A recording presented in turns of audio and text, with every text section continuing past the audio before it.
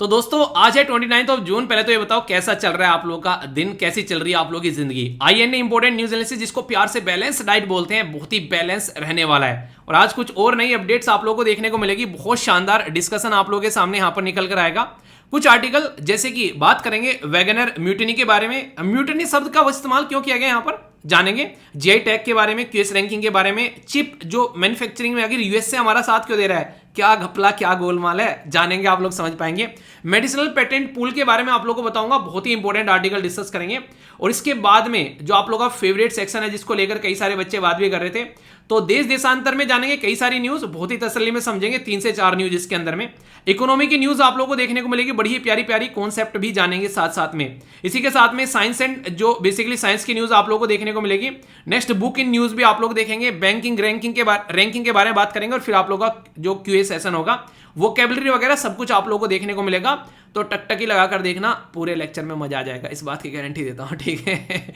तो बहुत ही कुछ डिस्कस करेंगे शानदार तरीके से। पर दिन कैसा रहा कल का, ये जरूर बताना। और डिसिप्लिन टेस्ट में कितने नंबर हैं, टाइम पर उठे हो, टाइम पर सो रहे हो, अपना प्लान बना रहे हो, गुनगुना पानी पीकर उठ रहे हो, थोड़ी सी एक्सरसाइज कर रहे हो, और अगर कुछ नहीं कर रहे हो इनमें से तो वीडियो को लाइक कर देना। 1 नंबर तो मिल ही जाएगा, ठीक है, बेइज्जती नहीं होगी कम से कम, ठीक है ना। तो 1 नंबर, ये एक बच्चा कह रहा है सर ये नंबर मत हटा देना, मेरा तो इसी में 1 नंबर आता है। तो एंजॉय करना। तो डिस्कशन काफी शानदार रहेगा, इंपॉर्टेंट डे भी देखेंगे, मजा आने वाला है। पूरा वीडियो देखेगा। वीडियो को एंड में रिकॉल जरूर कर लेना, क्या क्या डिस्कस किया है। इतना कुछ डिस्कस हो जाता ना कि आप लोगों को मजा आ जाएगा जब बैठकर रिकॉल करोगे, ठीक है। इसी के साथ में लगे कि यार अच्छी वीडियो है, इसकी तो पीडीएफ हमारे पास में होना चाहिए, तो स्टडी लवर टेलीग्राम पर जाना, यहाँ सारे लेक्चर की पीडीएफ मिल जाती है। कई सारे आर्टिकल्स वगैरह भी शेयर किए जाते हैं।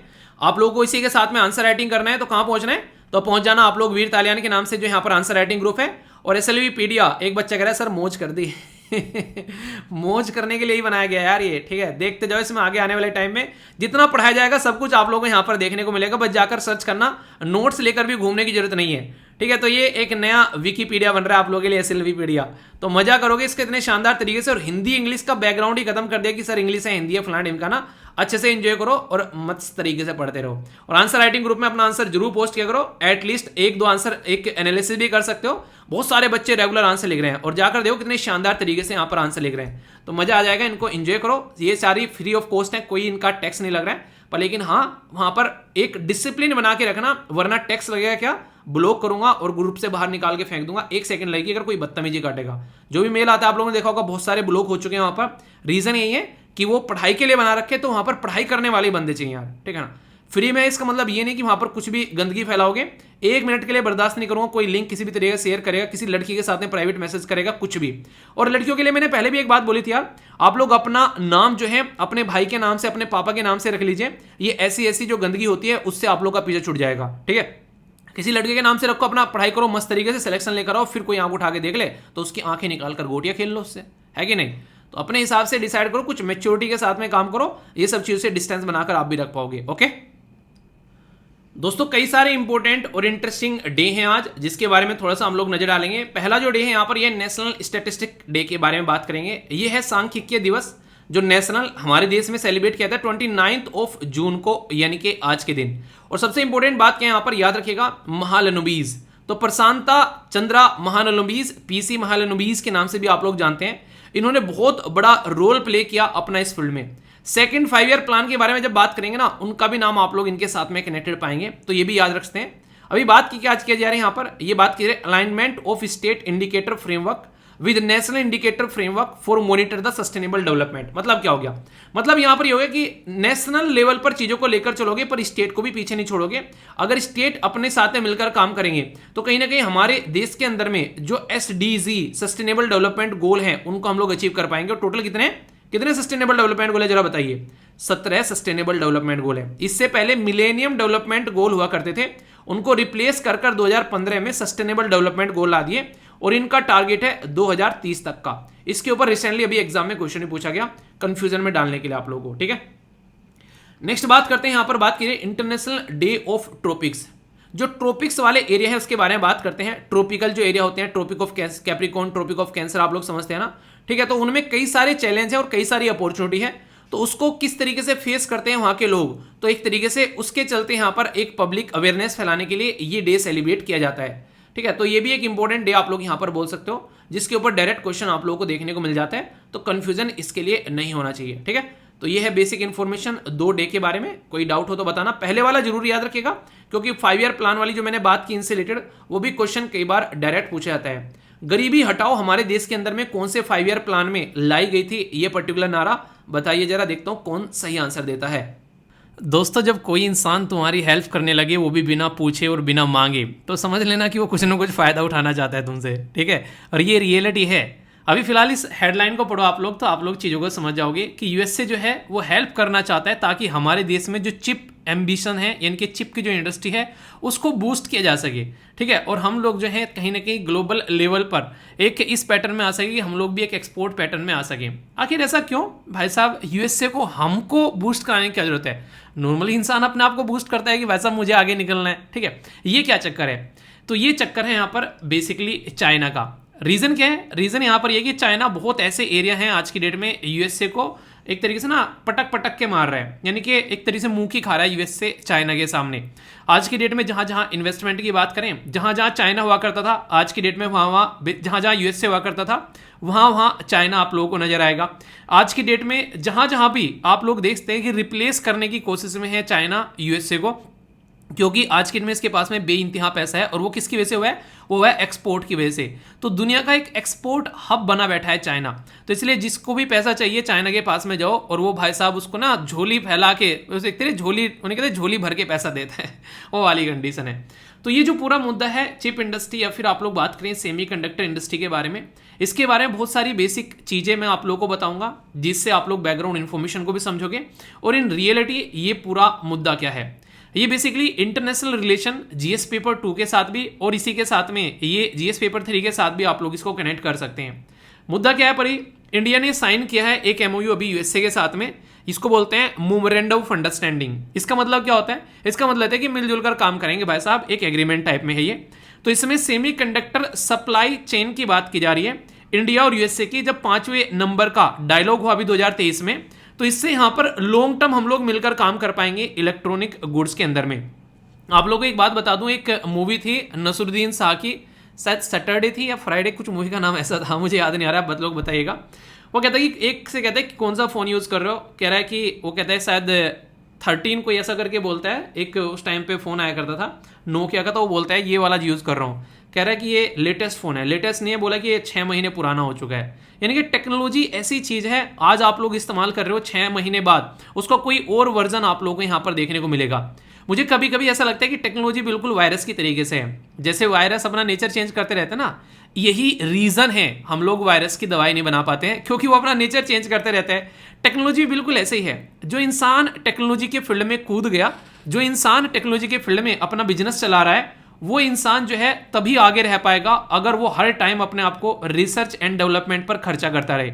तो इसीलिए टेक्नोलॉजी के फील्ड में जाना आसान काम नहीं होता है। अगर आप लोग टेक्नोलॉजी के फील्ड में जा रहे हो तो इसका मतलब ये है कि आप लोग को 24 घंटे चौकन्ना रहना पड़ेगा, अन्ना 24 घंटे चौकन्ना। रीजन क्या है? रीजन ये कि आप लोगों ने देखा कुछ दिनों पहले हम लोग नैनो टेक्नोलॉजी के बारे में बात कर रहे थे, हम लोग फिर बिग डेटा के बारे में बात करने लगे, फिर हम लोग आर्टिफिशियल इंटेलिजेंस के बारे में बात करने लगे। तो यानी कि आज की डेट में जो टेक्नोलॉजी है वो ऐसी है कि 6 महीने बाद आज कुछ और है, 6 महीने बाद कुछ और होगी। ये बिल्कुल ऐसे ही है जैसे मैंने आप लोगों को वायरस के बारे में जब पढ़ाया था, आखिर वायरस की दवाई क्यों नहीं बना पाते हैं, यानी कि कोई वायरस है उसकी मेडिसिन क्यों नहीं बना पाते हैं, उसके लिए वैक्सीन क्यों नहीं बना पाते हैं। रीजन ये कि आज जिस पर्टिकुलर वायरस है, जैसे कोरोना आ गया, कोरोना में भी बहुत सारे हो गए, ओमिक्रॉन, टोमिक्रॉन, नोमिक्रॉन, ये सारे अलग अलग आ गए। क्या है ये? उसके अलग अलग वर्जन स्टार्ट हो गए। हम लोगों ने ओमिक्रॉन के लिए यहाँ पर दवाई बनाई, कुछ दिनों में टोमिक्रॉन आ गया, टोमिक्रॉन के लिए वो बनाई, कुछ दिनों में जोमिक्रॉन आ गया, जोनिक्रॉन आ गया। तो क्या है ये? हम लोग इसकी दवाई बना रहे हैं, इसने नेचर चेंज कर लिया, कुछ और बन गया। ऐसी टेक्नोलॉजी में है। हम लोगों ने आज के दिन बोला कि 1 बिलियन इन्वेस्टमेंट करेंगे, किसमें? सेमीकंडक्टर मैन्युफैक्चर करने वाले डिवाइस के अंदर में। जिस पैटर्न में सेमीकंडक्टर जो है वो मैन्युफैक्चर किए जा रहे हैं, जैसे हम लोगों ने उस पैटर्न के ऊपर चीजों को एस्टैब्लिश करने की कोशिश की, कुछ ही दिनों बाद वो पैटर्न चेंज हो गया और उसकी जगह कोई और पैटर्न आ गया। तो कहीं ना कहीं हमारा जो इन्वेस्टमेंट है, ये समझो ये कहीं ना कहीं एक तरीके से पानी में जाता हुआ नजर आता है। तो इसलिए इस इंडस्ट्री में वो कंट्री या फिर वो इंसान घुसते हैं जिसके पास में पैसा बेइंतहा है। कुछ बर्बाद भी हो जाए तो कोई दिक्कत नहीं, वो बस एक बार इसमें घुसना चाहते हैं और फिर अपने आप को उस पैटर्न में पकड़ना चाहते हैं। तो ये ये बहुत बड़ा रीजन है। और चाइना आज की डेट में इसमें महारत हासिल कर चुका है। और पता है कैसे महारत हासिल किया, आप लोग जानकर थोड़ा हैरान होंगे। आज की डेट में मान लीजिए कोई इंसान है, उसने अपनी एक फैक्ट्री लगाई और वो टॉय बनाने की फैक्ट्री लगा रहा है, टॉय इंडस्ट्री यानी कि खिलौने बना रहा है बच्चों के लिए। वो ऐसे टॉय बना रहा है जो कि आज की डेट में हो सकता है कुछ रिलेवेंट हो, पर लेकिन उस तरीके से काम नहीं कर रहा है जिस तरीके से काम करना चाहिए, ठीक है। तो मतलब अप टू द मार्क नहीं है चीजें। पर लेकिन एक इंसान आता है, वो कहता है कि मुझे टॉय की इंडस्ट्री में घुसना है। एक तो ये है कि मैं सारी चीजें स्टार्टिंग से लगाऊं, कि आज एक नई फैक्ट्री लगाऊं, फिर नए नए लोगों को हायर करूं, फिर वहां पर रिसर्च एंड डेवलपमेंट बैठाऊं, तब जाकर चीजें स्टार्ट होगी। और पता चला आगे चल के नेचर चेंज हो गया। तो चाइना ने दिमाग क्या लगाया, चाइना ने अभी रिसेंटली क्या किया कि जो जो टॉय इंडस्ट्री बनाने वाले जो लोग हैं, खासकर भले ही वो घाटे में चल रहे हैं, उनको सबको खरीद लिया। भले ही घाटे में चल रहे हैं, उनको एक नॉलेज तो है ना, स्टार्टिंग से तो स्टार्ट करने वाली बात नहीं है। तो चाइना ने मैक्सिमम अपनी इलेक्ट्रॉनिक जो चीजें स्टार्ट की है, वो स्टार्ट की है एक ब्राउन फील्ड प्रोजेक्ट के ऊपर। ब्राउन फील्ड प्रोजेक्ट मतलब समझते हो ना आप लोग, एक ग्रीन फील्ड होता है, यानी कि आप लोग बिल्कुल एक नया प्लॉट लो, नए प्लॉट में आप लोग जाओ, वहां पर अपना घर बनाना स्टार्ट करो, बाउंड्री लगाओ और बिल्कुल स्टार्ट से नया घर बनाओ। ब्राउन फील्ड क्या होता है, बना बनाया आप लोगों ने एक फ्लैट टाइप में ले लिया कोई, और फिर आप लोगों ने उसमें मॉडिफिकेशन करके अपने हिसाब से चीजें चेंज कर ली। यानी कि जहां पर कुछ ढांचा होता है उसको ब्राउन फील्ड बोलते हैं, और जहां पर कोई भी ढांचा नहीं है उसको हम लोग ग्रीन फील्ड बोलते हैं। तो चाइना ने मैक्सिमम जो भी अपना इन्वेस्टमेंट किया वो ब्राउन फील्ड एरिया में किया। इसी रीजन की वजह से चाइना जो है आज की डेट में दुनिया में एक हब बना बैठा है। और चाइना को रिप्लेस करने के लिए यूएसए जो है वो इंडिया को खोज रहा है। अब इंडिया ही क्यों, क्योंकि इंडिया में ऑलरेडी एक बहुत बड़ी मार्केट है जो बाहर से चीजों को इंपोर्ट करके लेकर आते हैं। तो इसमें दो फायदे होंगे, एक तो चाइना को कॉम्पिटिटर मिल जाएगा कि हाँ भाई साहब ये इंसान जो है ये इस फील्ड में काम कर रहे हैं, तो उसको कंपटीशन मिलने स्टार्ट हो जाएगा किसी और से, यानी कि यूएसए को कंपटीशन नहीं देना पड़ रहा है, इंडिया कंपटीशन देगा। दूसरा, चाइना की मार्केट खत्म हो जाएगी, क्योंकि आज की डेट में मैक्सिमम चीजें हम लोग चाइना ताइवान से लेकर आ रहे हैं। तो जैसे ही हमारे देश में चीजें स्टार्ट हो जाती है तो ये समझो चाइना की मार्केट खत्म हो गई।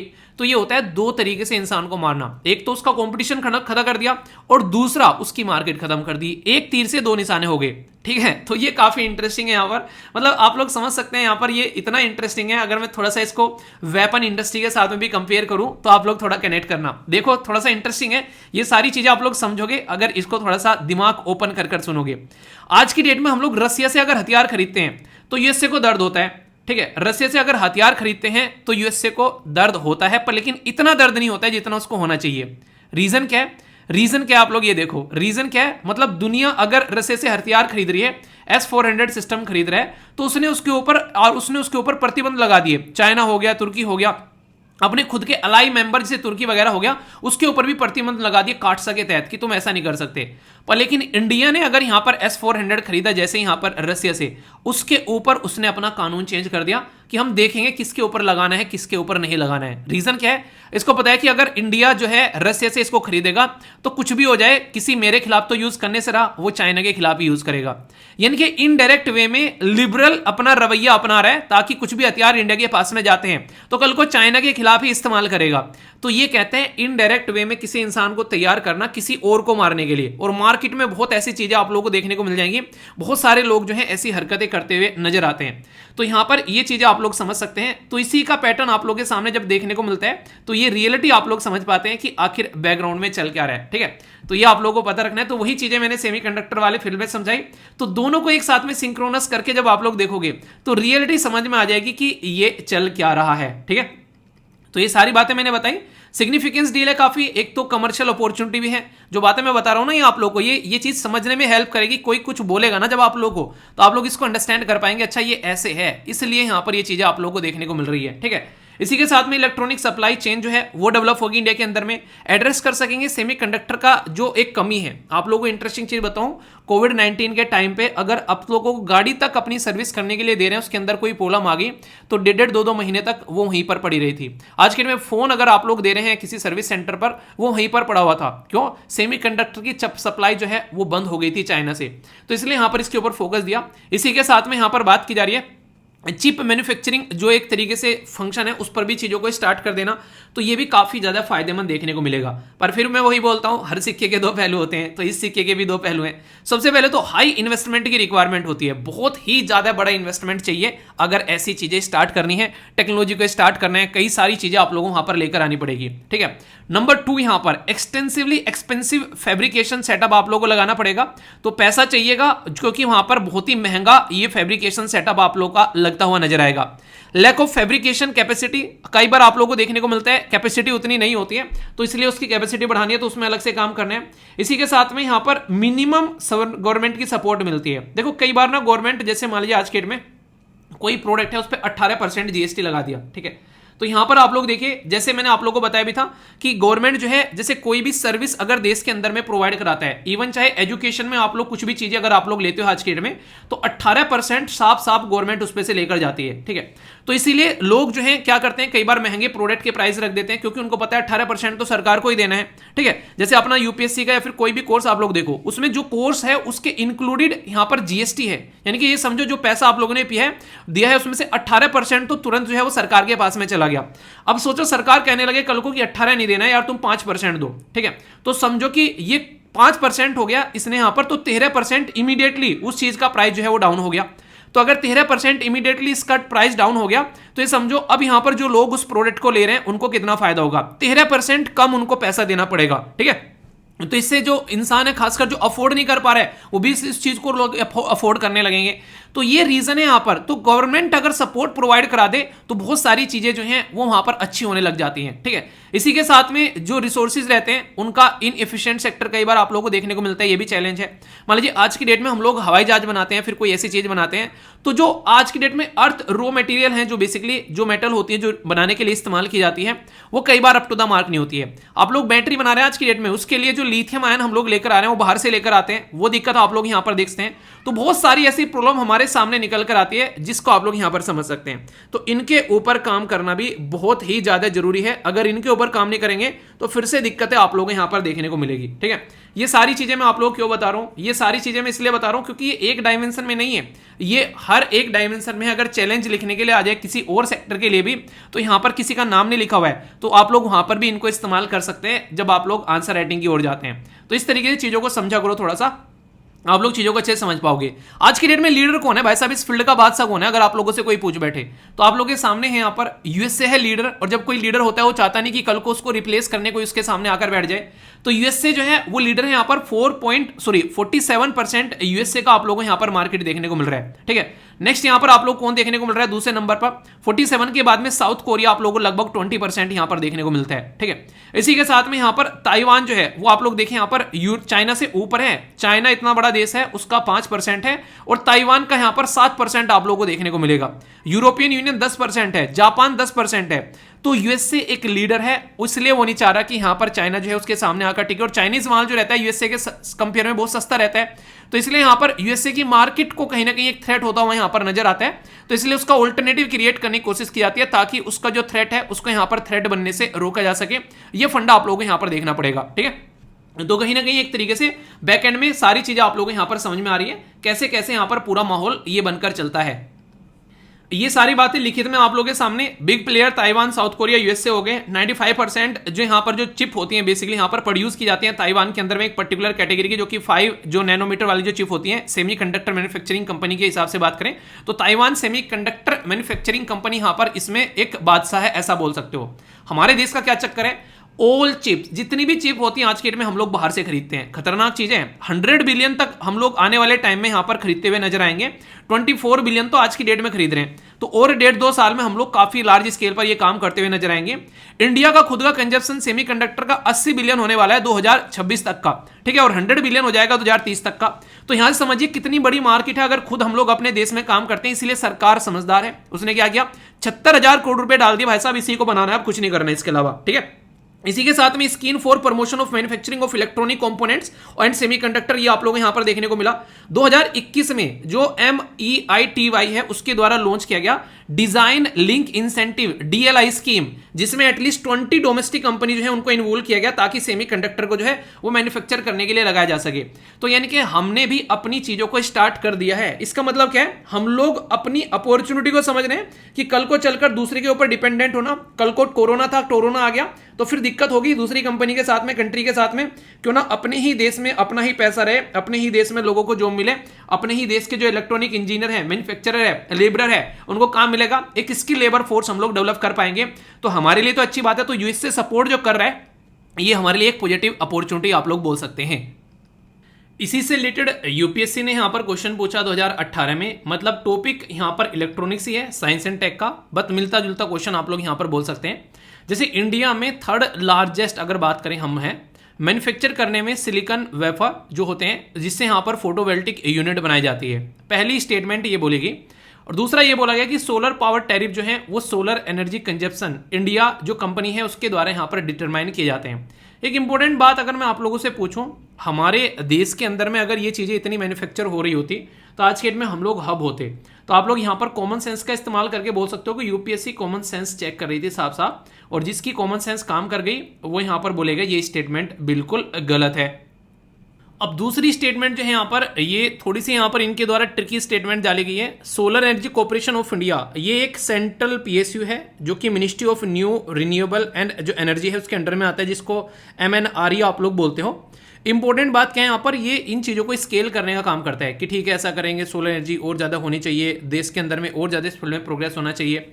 पर जब इसके भाव यानी कि पैसा डिसाइड करने की बात आती है तो यहाँ पर सेंट्रल इलेक्ट्रिसिटी रेगुलेटरी कमीशन वो सेंट्रल लेवल पर काम करता है और स्टेट इलेक्ट्रिसिटी रेगुलेटरी कमीशन वो स्टेट लेवल पर काम करता है। ठीक है, तो इसीलिए यहाँ पर ये सेकंड स्टेटमेंट भी आप लोग को गलत देखने को मिलेगी।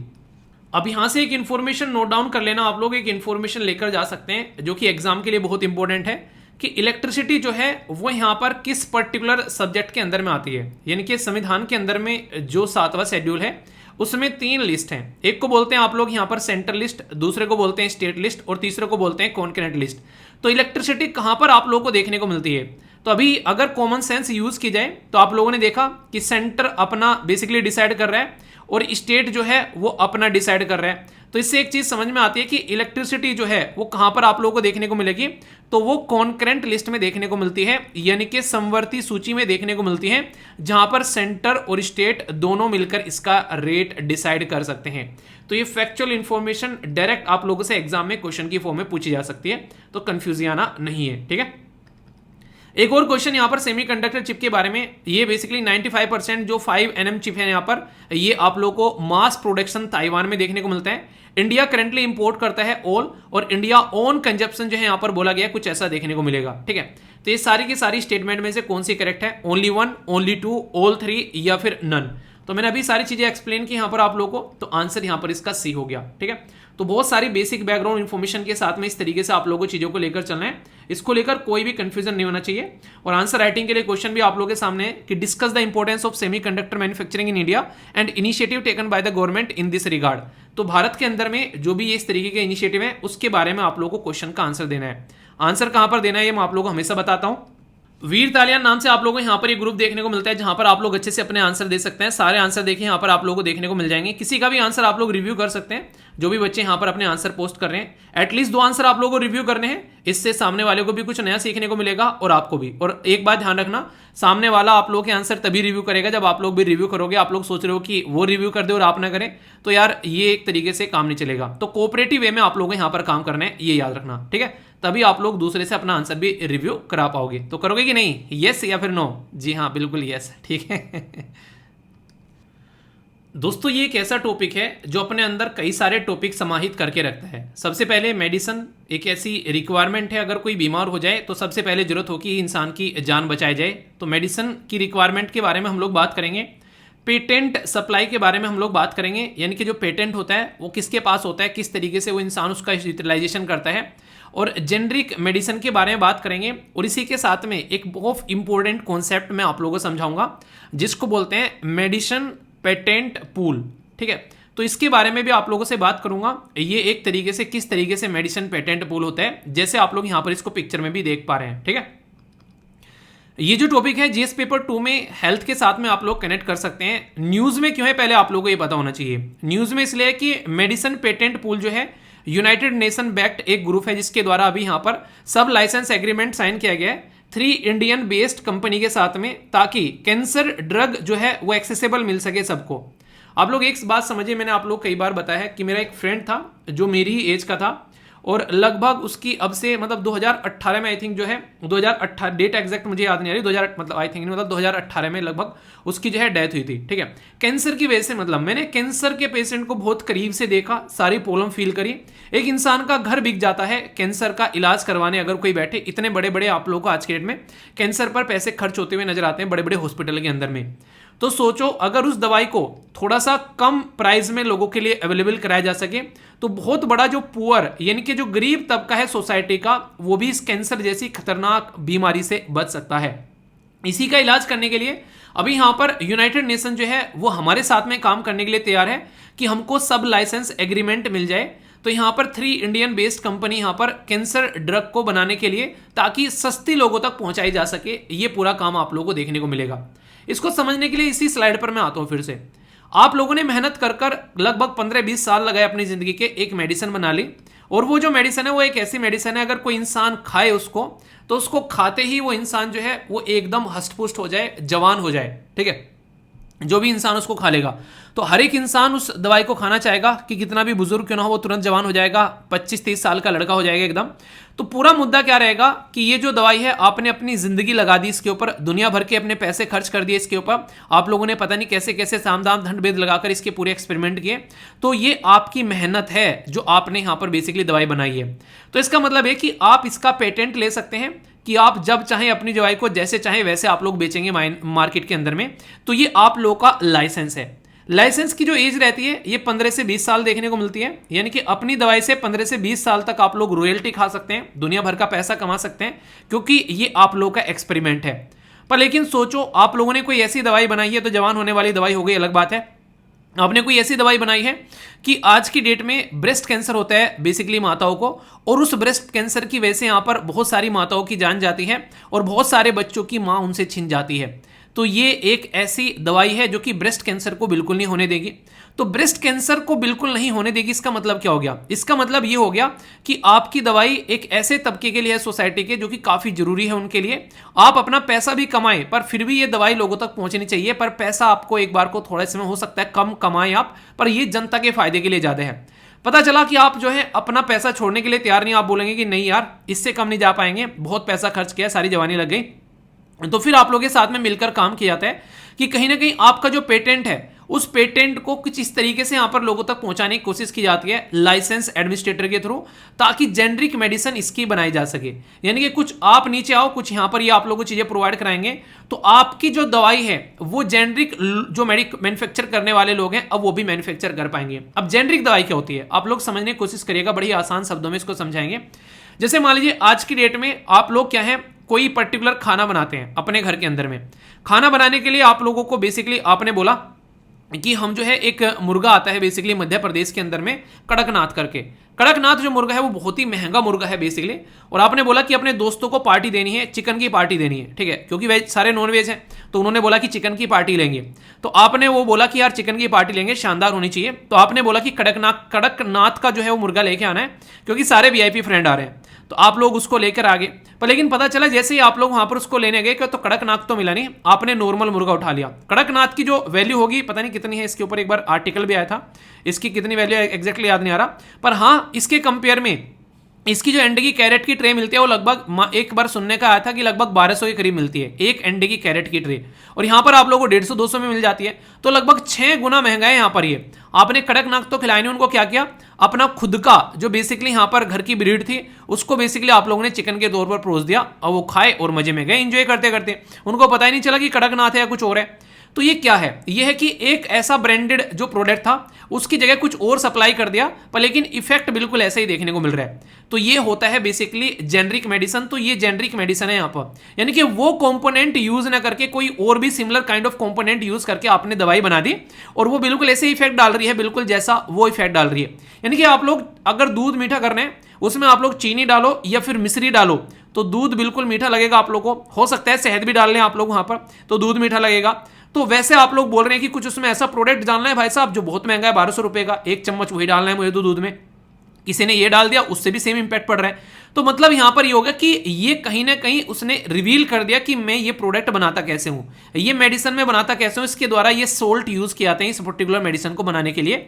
जो उसने जिसने आविष्कार किया था उसने ये सारी बातें बता दी कि ये सोल्ट में यूज करता हूं, आप लोग भी यहां पर इस सोल्ट को या फिर इसका कोई ऑल्टरनेटिव सोल्ट का इस्तेमाल करके ये दवाई बना सकते हैं। उसने अपनी रेसिपी रिवील कर दी मार्केट के अंदर में, ऐसा आप लोग बोल सकते हैं। तो फिर जेनरिक मेडिसिन वाले यहां पर इसको आसानी से बना पाएंगे, क्योंकि एक तो इनको अपना क्या, एक तो अपना रॉयल्टी नहीं देनी पड़ेगी, जो इंसान अपनी रॉयल्टी ले रहा था, तो ये दवाइयां जो है वो काफी सस्ती प्रोवाइड कराई जा सकती है। तो लाइसेंस होल्डर से यहां पर जेनरिक जो लाइसेंस जो बेसिकली मैन्युफैक्चरर है उन तक दवाई का एक तरीके से फॉर्मूला पहुंचा देना, और फिर इस दवाई को उन लोगों तक पहुंचा देना जो पहले इस दवाई को खरीद नहीं पा रहे थे। जो दवाई पहले 50,000 की मिल रही थी, अब वो दवाई 5,000 की मिल रही है। तो समझ सकते हैं आप लोग यहां पर कितना लो प्राइस आपने यहां पर इसका कर दिया। तो इस तरीके से समझ सकते हैं। तो ये कहीं ना कहीं अब उन लोगों तक भी पहुंच पाएंगे जो पहले लग रहा था कि यार हम पता नहीं इस दवाई का इस्तेमाल कर पाएंगे नहीं कर पाएंगे, और हो सकता है इसका इलाज, इसका वेट करते करते हमारी जान भी चली जाए।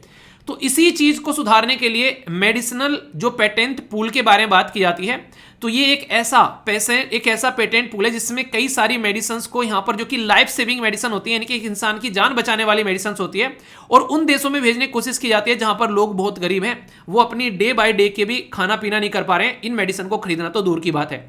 तो इसी के ऊपर काम करने की बात की जा रही है। तो कहीं ना कहीं जो इंटेलेक्चुअल प्रॉपर्टी वाला, इनके पेटेंट वाला जो एक बैरियर था, वो बैरियर यहां पर इन्होंने ब्रेक कर दिया, और अब अवेलेबिलिटी और अफोर्डेबिलिटी की बात यहां पर निकल कर आती है। ठीक है, तो इसलिए लाइसेंस की जब बात की जा रही है, एग्रीमेंट की बात की जा रही है, सब चीजें आप लोगों को देखने को मिलेगी, और सिक्योर करेंगे यहां पर qualified manufacturing, low and the middle income countries के बारे में बात करते हैं। अफोर्डेबल जेनरिक दवाई लोगों को मिल पाएगी। तो जो इंसान यहां पर इसको पहले ले नहीं पा रहा था, अफ्रीका कॉन्टिनेंट में बहुत सारे ऐसे देश हैं आज की डेट में जो कि इसकी वजह से अपनी जान बचा पाते हैं। और हमारे रिलेशन जब अफ्रीका के अंदर में आप लोग बात करोगे तो बहुत बड़ा रोल प्ले यहां पर करते हैं। आप लोग खुद देखो, यहां पर ये 35 के करीब आप लोगों को यहां पर बेसिकली सब लाइसेंस दिए गए हैं अलग अलग देश में, अलग अलग कंपनीज के द्वारा, और हमारे देश में काफी लार्ज स्केल पर यहां पर ये कंपनीज काम करती ही नजर आती हैं, जिनको यहां पर ये लाइसेंस दिए जाते हैं ताकि जेनरिक मेडिसिन बनाई जा सके। यानी कि हमारे देश में जुगाड़ है, आप लोगों ने सुना होगा ना, जुगाड़ इंडिया के अंदर है, बस सुना है डायलॉग कि कुछ ना कुछ जुगाड़ कर दो, तो वही वाली बात है। तो एक तो यहाँ पर कोलैबोरेटिव अप्रोच है, यानी कि कोई इंसान अकेला नहीं कर सकता। जब तक सामने वाला अपना प्रोडक्ट का बेसिकली यहां पर इंफॉर्मेशन नहीं प्रोवाइड कराएगा तो कैसे काम चलेगा। तो सरकार भी काम करती है मिलकर, non profit organisation, civil society के जो ग्रुप हैं, फार्मास्यूटिकल कंपनी, सब मिलकर साथ में आती हैं कि चलो इसका काम करते हैं, लोगों तक दवाइयां पहुंचाते हैं। यानी कि एक तरीके से आप लोग बोल सकते हैं कि एक ऐसा काम है जो कि लोगों के भले के लिए किया जाएगा। तो सहयोगात्मक दृष्टिकोण आप लोग यहां पर इसको बोल सकते हैं। फोकस ऑन प्रायोरिटी मेडिसिन, जो डिजीज होती है बेसिकली, यानी कि प्राथमिकता देने वाली बीमारियां, कई सारी ऐसी बीमारियां होती हैं जिनको प्राथमिकता दी जा सकती है, हेपेटाइटिस बी, सी, एड्स वगैरह, तो इनके ऊपर फोकस किया जाए। सस्टेनेबल सप्लाई चेन, यानी कि लोगों तक दवाइयां पहुंचाने का एक प्रॉपर सतत जो स्वरूप आप लोगों को देना है ताकि वो लोगों तक पहुंचे, और वो भी बहुत ही सस्ते प्राइस में। हेल्थ जो है लोगों की इंप्रूव होती नजर आएगी, जिनको पहले दवाई नहीं मिल रही थी अब उनको दवाई मिल पा रही है। तो लाइफ सेविंग ट्रीटमेंट उनको मिल पा रहा है, तो बहुत सारे लोगों की जान तक बचाई जा सकती है। Benefit for low and the middle income countries, तो उनको तो बहुत ज्यादा बेनिफिट होता है इसका, क्योंकि एक इनिशिएटिव लाया उनके लिए गया है ताकि वो भी यहां पर इन दवाइयों का इस्तेमाल कर सकें जो उन्होंने कभी सोचा भी नहीं था कि उनको ये दवाइयां जो हैं वो मिलेगी। इसमें एक दवाई है जिसके बारे में बात की जा रही है काफी लार्ज स्केल पर, इसका नाम भी आप लोग याद रखिएगा, इसको बोलते हैं यहां पर निलोटिनिब। तो निलोटिनिब जो है करके यहां पर ये दवाई है, ये कैंसर की दवाई है यहां पर। अब इसका जेनरिक मेडिसिन जो वर्जन है यहां पर ये आप लोगों को देखने को मिलता है, ये मैन्युफैक्चर की जा रही है और लगभग 44 टेरिटरीज में यहां पर इसको अलग अलग एरिया पर सप्लाई भी किया जा रहा है। अफोर्डेबल ट्रीटमेंट हो रहा है और ये इंक्रीज हो गई एक्सेस की लोगों की, कहीं ना कहीं कैंसर को एक तरीके ट्रीटमेंट करने वाली दवाई लोगों को मिल जा रही है। ये नावोर्टिस का केस आप लोगों ने सुना होगा, उसी से रिलेटेड यहां पर ये कंपनी है। सुप्रीम कोर्ट के अंदर भी यहां पर ये केस पहुंचा था कि जैसे यहां पर इसका पेटेंट जो है वो यहां पर कैंसिल हुआ तो ये थोड़ा सा उसमें चेंज करके सोल्ट में कह रहे थे हम लोगों ने नई मेडिसिन बना दी, यानी कि एक तरीके से पुरानी शराब को नई बोतल में डालकर ये कह रहे थे कि नया आविष्कार कर दिया हम लोगों ने। तो उस टाइम पर सुप्रीम कोर्ट ने पकड़ लिया, तो ढंग से उसको तो उनको बेसिकली एक तरीके से लात लगाई, उनको लताड़ लगाई कि ऐसा नहीं कर सकते तुम लोग। तो फिर तब से यहां पर इसको ले गए, कैसे उसको लेकर चलना है कि लोगों तक कम से कम एटलीस्ट ये दवाई पहुंच सके। तो इसीलिए इतने सारे लोगों तक यहां पर ये दवाई आज की डेट में पहुंच पा रही है। तो बहुत ही भले का काम आप लोग यहां पर बोल सकते हैं किया जा रहा है, क्योंकि एक कैंसर होता है जिसको आप लोग यहां पर ल्यूकेमिया कहते हैं। क्रोनिक जो यहाँ पर बेसिकली माइलाइड ल्यूकेमिया जो कैंसर है यहाँ पर, उसमें ये दवाई काफी लार्ज स्केल पर इस्तेमाल की जाती है और इसी की वजह से यहाँ पर कहीं ना कहीं बहुत सारे लोगों की जान बचाई जा सकती है। तो इसकी वजह से मैंने बोला था कि बहुत इंपॉर्टेंट है यहाँ, तो इसके ऊपर काम करना जरूरी है। तो इसके ऊपर काम किया और फिलहाल ये रिजल्ट मिल रहा है, तो इंडिया इसमें जा रही है। तो क्या होता है यहाँ पर, ये मेडिसिनल पेटेंट पूल किस किस के साथ में मिलकर काम किया जा रहा है, किस तरीके से इसका फायदा देखने को मिल सकता है। तो ये बहुत ही बेसिक सी चीज है जो आप लोगों से क्वेश्चन की फॉर्म में पूछी जा सकती है, ठीक है। तो इसके बारे में आइडिया रखिएगा थोड़ा सा। जैसे अगर बात करें यहाँ पर, ये आप लोग देखें यहाँ पर, ये है बेसिकली क्रोनिक माइलॉइड जो बेसिकली ल्यूकेमिया है यहाँ पर। इसी के बारे में यहाँ पर थोड़ी सी इंफॉर्मेशन भी आप लोगों को दी गई है कि इसमें कई सारे टाइप भी आप लोगों को देखने को मिलेंगे, ALL, AML, CLL इसी के। तो इसके चलते यहाँ पर अनकंट्रोल ग्रोथ होता है एबनॉर्मल व्हाइट ब्लड सेल का, तो उसको रोकने की कोशिश की जाती है, जिसको यहाँ पर मेलोड्स बोलते हैं, ठीक है। इसी के नाम पर इसका नाम रखा गया और ये आगे कैंसर की फॉर्म में कन्वर्ट हो जाता है। तो इसके ऊपर क्वेश्चन भी पूछा जा सकता है एक काफी इंपॉर्टेंट, कि क्रोनिक यहाँ पर मेलोड्स जो ल्यूकेमिया क्या है यहाँ पर ये, तो इसके बारे में याद रखिएगा। ये एक टाइप है ल्यूकेमिया का जो कि ब्लड सेल्स जो कैंसर होता है उसको बेसिकली अफेक्ट करता है, और बोन मैरो जो होता है और ब्लड को अफेक्ट करता हुआ आप लोगों को नजर आता है। ये अनकंट्रोल ग्रोथ हो जाता है यहाँ पर रेड ब्लड सेल का, ये बोला गया है। और ये टाइप है प्रोग्रेसिव और रैपिडली, जो यहाँ पर ओफन डायग्नोसिस की जा सकती है क्रोनिक फेज में। तो 1 और 2 कौन सी स्टेटमेंट यहाँ पर करेक्ट है, ये आप लोगों को बताना है, ठीक है। तो यही आप लोगों को मैंने अभी यहां पर समझाया, ये किससे रिलेटेड है। यहां पर अभी मैंने आप लोगों को क्या बताया, ये व्हाइट ब्लड सेल से रिलेटेड है, पर लेकिन यहां पर क्या बोला गया, यहां पर बोला गया रेड ब्लड सेल। तो ये स्टेटमेंट आप लोग यहां पर गलत हो जाएगी फर्स्ट। तो बी स्टेटमेंट यहां पर आप लोगों को यहां पर जो बेसिकली ये एक सेकेंड करेक्ट पूछा गया ना, करेक्ट स्टेटमेंट पूछा गया, ठीक है। तो फर्स्ट स्टेटमेंट करेक्ट होगी यहां पर, ये इनकरेक्ट आप लोगों को यहां पर देखने को मिलेगी, ठीक है। और यहां पर ये जो है ये भी इसके बारे में स्टेटमेंट आप लोग यहां पर देखते हैं, ठीक है। तो यहां पर क्या हो गया, ये टिपिकली प्रोग्रेसिवली स्लो आप लोगों को यहां पर देखने को मिलती है, तो ये स्टेटमेंट भी इनकरेक्ट होगी। तो फर्स्ट स्टेटमेंट करेक्ट है ओनली, ठीक है। तो आंसर यहां पर इसका ए हो गया, ओके। नेक्स्ट क्वेश्चन है एक सामने आप लोगों के मेडिसिनल पेटेंट पूल के बारे में अगर पूछ ले, तो यूनाइटेड नेशन बैक्ड पब्लिक जो हेल्थ ऑर्गेनाइजेशन है यहाँ पर वर्क करती है ताकि इंक्रीज एक्सेस मिल सके लोगों को, एक तरीके से लाइफ में सेविंग मेडिसिन, जो लाइफ सेविंग मेडिसिन है वो उन तक पहुंचाई जा सके। तो कौन सी स्टेटमेंट करेक्ट है, ओनली 1, ओनली 2, बोथ। तो ये तो मैंने अभी एक्सप्लेन किया है काफी तसल्ली में, तो आंसर सी हो गया। दोनों की दोनों स्टेटमेंट बिल्कुल कतई करेक्ट है यहाँ पर, इसी के लिए काम करने वाली है और इंडिया इसके साथ मिलकर काम कर रहा है। तो इसलिए मैंने बोला कि इंपॉर्टेंट आप लोगों के लिए एग्जाम में क्वेश्चन बन सकता है, तो इसको लेकर एटलीस्ट कंफ्यूजन आना तो आप लोगों को नहीं है, ठीक है। तो बेसिक इंफॉर्मेशन है, याद रखिएगा इसके बारे में। कैसा लगा आर्टिकल, क्या क्या बातें नहीं सीखी बताना जरूर। आर्टिकल बेसिकली रोक के ना आप लोग एक बार बता सकते हो कि क्या क्या इसमें सीखी, उसको लिख के देख लिया करो, लंबे समय तक याद रखोगे फिर चीजों को, ठीक है ना। दोस्तों ये एक पर्टिकुलर ग्रुप रिसेंटली बहुत ज़्यादा न्यूज़ में है, इसका नाम है वैगनर ग्रुप। वैगनर म्यूटनीस को बोला जा रहा है, और ये रिसेंटली अभी रसिया और यूक्रेन की लड़ाई जो चल रही थी लंबे समय तक, उसमें एक नया मोड़ दे गया। इसके बारे में मैं पहले आप लोगों से कुछ डिस्कस करूँगा बेसिक इन्फॉर्मेशन, तब आप लोग चीज़ों को समझ पाओगे। जैसे कि आखिर ये है क्या, काम कैसे करता है, ये सारी बेसिक बातें जब आप लोगों की समझ में आएगी तो आप लोग अंडरस्टैंड कर पाओगे इस पर्टिकुलर ग्रुप के बारे में। ये जो ग्रुप है ये रिसेंटली बनाया गया था अभी 2014 में, ठीक है। अभी इसको पढ़ने से पहले आप लोग कंट्री की सिचुएशन पढ़िए, पहले अपने कंट्री के बारे में आप लोगों को बताता हूँ। जैसे हमारे पास में आज की डेट में जिनको हम लोग डिफेंस फोर्सेस बोलते हैं नॉर्मली, या फिर बोले हम लोग जब मिलिट्री की बात करते हैं तो उसमें 3 फोर्सेज आते हैं। एक को बोलते हैं आर्मी, दूसरे को बोलते हैं एयरफोर्स, और तीसरे को बोलते हैं नेवी। आर्मी, एयरफोर्स और नेवी ये हमारे देश में अलग अलग एरिया में काम करती है। जैसे आर्मी लैंड पर, एयरफोर्स जो है अगर एयर जैसे लड़ाई होनी है, और नेवी अगर पानी की लड़ाई होनी है। इसी के साथ में हमारे देश के अंदर में आप लोग को पैरामिलिट्री फोर्सेज देखने को मिलती है, जैसे BSF, CISF, इसी के साथ में CRPF, ठीक है। तो ये इस तरीके से पैरामिलिट्री फोर्सेज हमारे देश में होती है। इसी के साथ में हर एक स्टेट के पास में अपनी खुद की पुलिस होती है अलग अलग। जैसे देखोगे लॉ एंड ऑर्डर को मेंटेन करने के लिए हमारे देश के अंदर में जो पुलिस है उसको संविधान के 7वें शेड्यूल के अंदर में 3 लिस्ट हैं। एक को बोलते हैं यूनियन लिस्ट, दूसरे को बोलते हैं स्टेट लिस्ट, और तीसरे को बोलते हैं कॉन्करेंट लिस्ट। जो पुलिस है उसको स्टेट लिस्ट में रखा गया है कि स्टेट की रेस्पॉन्सिबिलिटी है कि वहाँ पर लॉ एंड ऑर्डर को मेंटेन रखे। ये तीनों अपने हिसाब से काम, ये मतलब ये अपने हिसाब से काम करने तीनों, ये अपने हिसाब से, ये मिनिस्ट्री ऑफ डिफेंस के अंडर में आते हैं, ये मिनिस्ट्री ऑफ होम के अंडर, और ये नॉर्मली देखा जाए तो स्टेट गवर्नमेंट के अंडर आप लोग काम करते हुए नजर आते हैं। अब सोचो इनके अलावा एक प्राइवेट कंपनी आ जाए, जैसे TCS एक कंपनी है, ऐसे ही कोई एक प्राइवेट कंपनी आ जाए जो कि यहाँ पर बेसिकली उसका नाम रखे XYZ, और वो प्राइवेट कंपनी क्या करे, वो भी यहाँ पर अपनी एक आर्मी तैयार कर ले, मतलब एक मिलिट्री तैयार कर ले जिसके पास में सारी फैसिलिटीज़ हों जो नॉर्मली फोर्सेस के पास में देखने को मिलती है। पर ये एक प्राइवेट ग्रुप हो, यानी कि प्राइवेट कंपनी हो। नॉर्मली जहां जहां पर भी देश के अंदर में कोई दुर्घटना देखने को मिले वहां पर सरकार जो है इस प्राइवेट कंपनी का जो है साथ ले। ये प्राइवेट कंपनी जो है ये फंड की जाती है बेसिकली हमारी जो है गवर्नमेंट के द्वारा, कि ताकि इसका इस्तेमाल किया सके टाइम पर आने में, कि पाकिस्तान या फिर चाइना के साथ में कुछ दुर्घटना घटती है तो हम लोग इसका इस्तेमाल कर सकें। तो इस तरीके से इसको फंडेड किया जाता है। और हमारे देश का जो सिस्टम है, जो मशीनरी है, खासकर जो सिक्योरिटी फोर्स इस्तेमाल करते हैं वही ये प्राइवेट कंपनी इस्तेमाल करती है, क्योंकि ये मैक्सिमम सपोर्ट की जाती है यहाँ पर एक तरीके से हमारे देश के द्वारा। ठीक है, आप लोग बोल सकते हो कि सरकार के द्वारा सपोर्टेड की गई प्राइवेट कंपनी जिसका इस्तेमाल किया जा सकता है सरकार के द्वारा, गवर्नमेंट के द्वारा अपने फायदे के लिए। तो ये एक तरीके से आप लोग बोल सकते हैं, यहाँ तो हम लोगों ने इसको प्राइवेट कंपनी बोल दिया। ऐसे ही जब पाकिस्तान में आप लोग जाओगे तो इसी को आप लोग टेररिस्ट बोल देते हो। इनडायरेक्ट वे में देखा जाए तो टेररिस्ट करते क्या है पाकिस्तान में, पाकिस्तान की मिलिट्री का बेस सिस्टम यूज करते हैं। और अच्छी बात क्या रहती है उनके लिए, अगर वो कोई हरकतें करते हैं तो पाकिस्तान की जो मिलिट्री है एक तरीके से उसके अंडर में नहीं आता है, साफ साफ बोल देते हैं तो टेररिस्ट ने किया है, हमारे अंडर में थोड़ी ना, ये तो अपने हिसाब से काम करते हैं। मतलब तुम उनको पाल रहे हो और तुम कह रहे हो कि हमारे हिसाब से नहीं काम करते हैं, वो पाले तो तुम नहीं है, बनाए तो तुम नहीं है।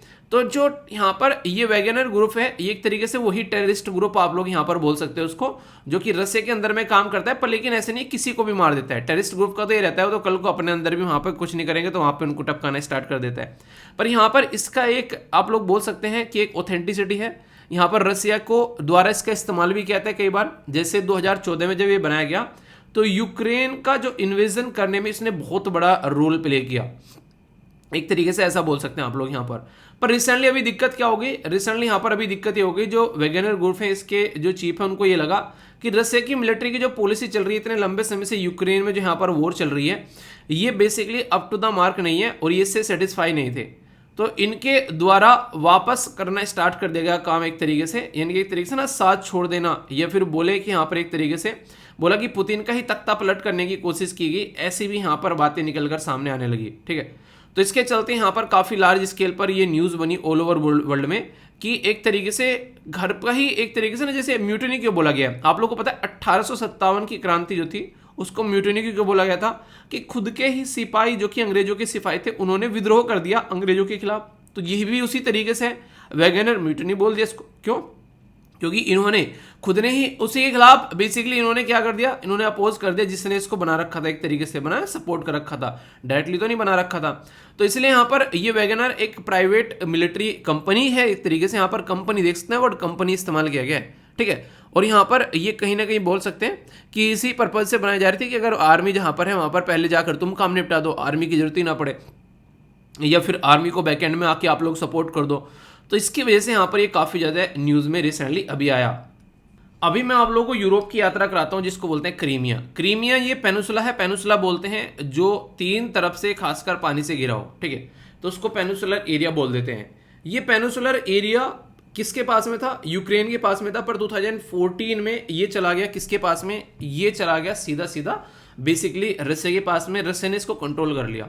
इसकी लोकेशन अगर देखोगे वो इतनी बेहतरीन है कि यहाँ पर चारों तरफ से ब्लैक सी से घिरा हुआ है, और कुछ भी व्यापार करना है यहाँ से बाहर जाकर ब्लैक सी से तो आसानी से किया जा सकता है। यहाँ पर मेडिटेरेनियन सी में एंट्री कर ली तो इधर एशिया में पहुँच गया, यहाँ पर यूरोप में पहुँच गया। तो इसलिए इसके ऊपर कंट्रोल करना बहुत ज़्यादा जरूरी है रसिया के लिए। तो रसिया ने इसके ऊपर कंट्रोल कर लिया। तो 2014 में जो रसिया ने इसके ऊपर कंट्रोल किया, ये भी यहाँ पर काफ़ी बड़ा रोल प्ले किया गया इसी वैगनर ग्रुप के द्वारा। यानी कि आप लोग बोल सकते हो कि ये जो ग्रुप है ये ऐसा नहीं कि हवाबाजी में काम कर रहे हैं, ये जो ग्रुप है कहीं ना कहीं एक तरीके से बहुत ही सिस्टमेटिक में काम कर रहे हैं, और वो सारे काम करके देता है कहीं ना कहीं जो कि ऑथेंटिक आर्मी नहीं कर सकती है। यानी कि एक तरीके से ना, कई बार आप लोगों ने सुना होगा जब यूएसए के द्वारा बेसिकली अरब कंट्रीज को पिटवाना होता है तो तुरंत इजराइल को उंगली लगा देता है। ठीक है, तो वही काम आप लोग यहाँ पर बोल सकते हैं कि सोल्जर जो है यहाँ पर कहीं ना कहीं बिल्कुल उसी तरीके से ट्रेन है, सारी वही चीज़ है। तो ये आप लोगों को यहाँ पर देखने को मिलता है। तो यहाँ पर इसके ओनर का भी नाम आप लोग याद रखते हैं, कई बार ओनर का नाम पूछ लेते हैं, तो उसका नाम है यहाँ पर येवगेंजी प्रिगोजिन। ठीक है, तो ये उल्टे सीधे से नाम है हालांकि, पर फिर भी आप लोग याद रख सकते हैं। यूक्रेन जो है बेसिकली मेनली अगर देखा जाए वेस्ट एशिया में या फिर अफ्रीका में बहुत बड़ा रोल प्ले किया गया। इसी के साथ में पुतिन ने डिसाइड किया था इन्वेड करने के लिए यूक्रेन को 2022 में। तो उस टाइम पर भी वैगनर ग्रुप जो है वो इस ऑपरेशन का हार्ट था। आप लोग ये समझ सकते हो कितना बड़ा एक रोल प्ले कर रहा होगा वहाँ पर वो, ठीक है। तो उसका सब जगह यहाँ पर एक तरीके से मैन पावर, ये सारी चीज़ जो उसको सपोर्ट की जा रही है। तो ये आप लोग समझ सकते हैं जो बड़े बड़े एक तरीके से, आप लोगों को पता है एक बार बूचा स्ट्रेटजी के बारे में मैंने न्यूज़पेपर के अंदर में डिस्कस किया था, ठीक है। उसमें जब सैटेलाइट से दिखाया गया था तो वहाँ पर ग्राउंड लेवल पर बहुत सारे निहत्थे लोगों को मारा गया, बहुत सारी महिलाओं का रेप किया गया यूक्रेन के अंदर में। ये यूक्रेन की कुछ रिपोर्ट्स बता रही थी वहाँ पर। तो उस टाइम पर भी ये वैगनर ग्रुप ही था जिसने ये हरकतें की थी। ये बोला जाता है यहाँ पर बेसिकली इनके ऊपर आरोप लगाया जाता है और बोलते हैं कि हमने कुछ नहीं किया है, ठीक है। तो ये ऐसी रिपोर्ट भी यहाँ पर देखने को मिलती है। इसी के साथ में यहाँ पर इनको जब भी कोई पेमेंट किया जाता है, फिर जो भी इनको सपोर्ट दिया जाता है, ये एक्सेस देते हैं सर्विस अपनी गोल्ड और डायमंड की बेसिकली माइंस के फॉर्म में। यानी कि अगर बोलते हैं कि तुमको पेमेंट देना है तो इनको बोल देते हैं ये लो तुम्हारे पास में ये गोल्ड की खान है, ये माइन की खान है, यहाँ से निकाल लो अपना जो भी रोजी रोटी तुमको निकालनी है, ठीक है। तो ये है सारी चीज़ें। तो ये एक ऐसा ग्रुप है जिसके बारे में काफ़ी डिटेल में यहाँ पे भी बेसिक इन्फॉर्मेशन बताई गई, कब बनाया गया, ठीक है, कैसे कैसे यहाँ पर इन यूक्रेन वॉर में काम किया, कैसे कैसे यहाँ पर इसके द्वारा चीज़ें आगे लेकर चलेगी। तो सारी चीज़ें हैं अभी यहाँ पर देख सकते हैं आप लोग। यहाँ पर रिसेंटली अभी यहाँ पर ये बोला गया कि इसको डिसबैंड कर दिया जाए, भाई तुम अपने घर जाओ, ठीक है। कल को चल के तुम यहाँ पर पता चला इसका सरकार के तख्ता पलट रहे हो, ठीक है। तो बहुत ही बेसिक सी चीज़ें हैं, कई बार पूछ ली जाती हैं, तो इस तरीके से इसके बारे में याद रखिएगा। और 1857 की म्यूटिनी यानी कि जो क्रांति है वो आप लोगों को पता ही है कहाँ से स्टार्ट हुई थी, बिल्कुल स्टार्टिंग में, ये आप लोगों को बताना है। देखता हूँ कौन इसका सही आंसर देता है, करेक्ट आंसर देना, ठीक है। तो एकदम करेक्ट बात बोल देती है जाने मन ने। तो करेक्ट आंसर देना बिल्कुल, क्योंकि ये तो हिस्ट्री में आप लोगों ने पढ़ा होगा ना अच्छे से। दोस्तों इस आर्टिकल में जो बात की जा रही है ये हायर इंस्टीट्यूट जो रहते हैं उनकी रैंकिंग के बारे में बात की जा रही है। और एक पर्टिकुलर ऑर्गेनाइजेशन है जिसका नाम है QS, ये यहाँ पर ये बेसिकली रैंकिंग तैयार करती है। और अब की बार IIT बॉम्बे जो है वो 150 टॉप जो यूनिवर्सिटी है उसमें इसकी रैंक देखने को मिली। तो इसकी वजह से यहाँ पर ये काफ़ी ज़्यादा न्यूज़ में आ गया है। तो यहाँ पर जो इंटरनेशनल रैंकिंग होती है वो कहीं ना कहीं इसलिए देखी जाती है कि यार अच्छा इंटरनेशनल लेवल पर हमारी जो पोजीशन है ये है, तो उसके चलते लोग जो हैं कहीं ना कहीं चीज़ों को काउंट करते हैं यहाँ पर। तो ये रिमार्केबल एक तरीके से यहाँ पर बात सकते हैं आप लोग, आगे बढ़ने वाली बात यहाँ पर बेसिकली जो देखने को मिल रही है। तो कहीं ना कहीं इसके चलते यहाँ पर ये न्यूज़ में आ गया है। तो रिपोर्ट जो है यहाँ पर QS यूनिवर्सिटी रैंकिंग की आप लोग याद रखिएगा, यहाँ पर IIT बॉम्बे जो है उसने अचीव की है highest rank ever, 150 top university में पोजीशन आ गई है। तो इसकी वजह से यहाँ पर ये न्यूज़ में है। तो यहाँ पर IIT बॉम्बे जो है 149 पोजीशन पर आ गया। दो बेसिकली देख सकते हैं, ये लास्ट टाइम जो रैंकिंग थी यहाँ पर 172 पोजीशन पर था। यहाँ पर IIT दिल्ली जो है यहाँ पर ये 197 पर आप लोगों को देखने को मिल रहा है। ये इंडियन इंस्टीट्यूट ऑफ साइंस जो बेंगलोर है ये आप लोगों को नीचे स्लिप होता हुआ नजर आ रहा है। तो जो QS ये रैंकिंग है यहाँ पर QS वर्ल्ड यूनिवर्सिटी रैंकिंग है, इसमें मैसेच्यूट यूनिवर्सिटी जिसको MIT बोलते हैं ये टॉप पर है आज की डेट में वर्ल्ड यूनिवर्सिटी रैंकिंग में। अगर देखो 12th टाइम यानी कि 12वीं बार दुनिया में सबसे जो बेहतरीन यूनिवर्सिटी बोली जाती है आज के डेट में वो है MIT, ठीक है। एक बार पढ़ रहा था इसके बारे में बैठ के, ये वो यूनिवर्सिटी होती है जिनमें रिसर्च एंड डेवलपमेंट जो है वो काफ़ी लार्ज स्केल पर किया जाता है। ये वो यूनिवर्सिटी होती है जिसमें अगर इसमें से कोई निकल कर जाता है इसका एलुमिनी, तो वो यहाँ पर आकर बहुत ही लार्ज स्केल पर डोनेशन देता है ताकि ये सारी चीज़ें और सपोर्ट की जा सके। ये खुद की फंडेड एक तरीके से यूनिवर्सिटी होती है, ज़्यादा सरकार यहाँ पर सपोर्ट भी नहीं करती। तो यानी कि जो अपने पैरों पर खड़ा है, जिसको ऑटोनॉमी मिली हुई है यार, वो तो ढंग का काम करेगा ही करेगा। एक इंसान वो है जिसको ऊपर से पैसा मिल रहा है उसके थ्रू वो काम कर रहा है। एक इंसान वो है जो अपनी लाइफ को एंजॉय कर रहा है अपने हिसाब से, जो उसको डिसीजन लेने वो सारे डिसीजन ले पाता है। तो कौन अच्छा होगा यहाँ पर खुद सोचिए। नेशनल यूनिवर्सिटी ऑफ सिंगापुर जो है वो फर्स्ट एशियन जो यूनिवर्सिटी है जिसने एंटर किया टॉप 10 यूनिवर्सिटीज़ के अंदर में। इंडियन जो यूनिवर्सिटी है QS रैंकिंग के अंदर में, तो इंडिया जो है वो 7th मोस्ट रिप्रेजेंटेड है ग्लोबली जब देखोगे विद 45 यूनिवर्सिटी।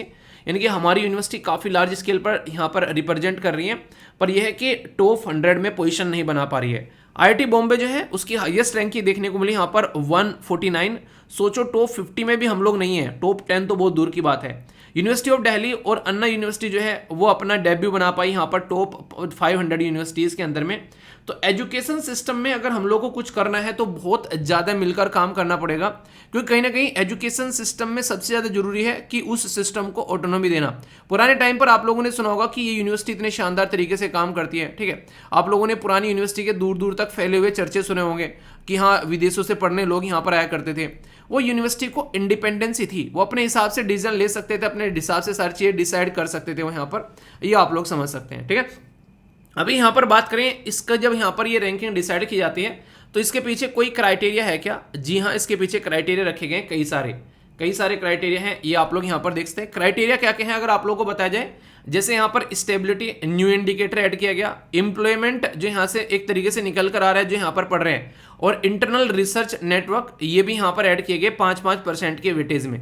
ठीक है, तो सबसे पहले तो यहाँ पर देखता है कि एकेडमिक रेपुटेशन कैसी है।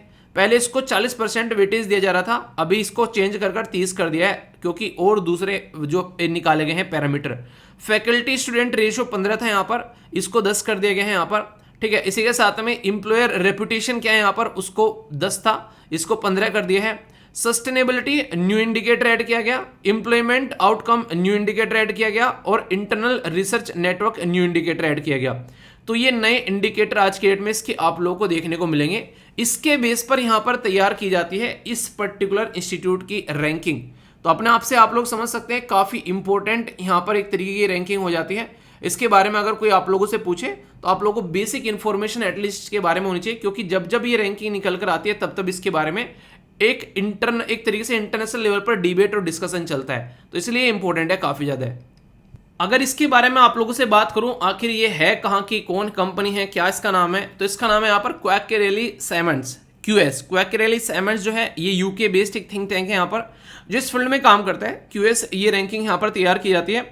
51 डिफरेंट सब्जेक्ट जो आप लोगों को देखने को मिलेंगे इसके द्वारा। मोस्ट वाइडली यूनिवर्सिटी रैंकिंग है, इससे बेहतरीन यूनिवर्सिटी की रैंकिंग कोई मानी नहीं जाती है, इसलिए यहाँ पर इसके ऊपर फोकस रहता है। ठीक है, हायर एजुकेशन इंडस्ट्री, बेसिकली नाम भी इंडस्ट्री लगा दिया चलिए जो भी है, ये सारी चीज़ें मतलब एक अजीब ही लेवल लगता है सुनने में भी, मतलब एक तरीके से इंडस्ट्री बना दिया इसको इस तरीके से, क्योंकि यहाँ पर बहुत सारी चीज़ें आप लोगों को देखने को मिलती हैं। कोई यहाँ पर रिसर्च डेवलपमेंट, इस सारी चीज़ें आप एक तरीके से चलता है इसके साथ में, तो पूरा एक इंडस्ट्री का टैग इसको दे दिए यहाँ पर।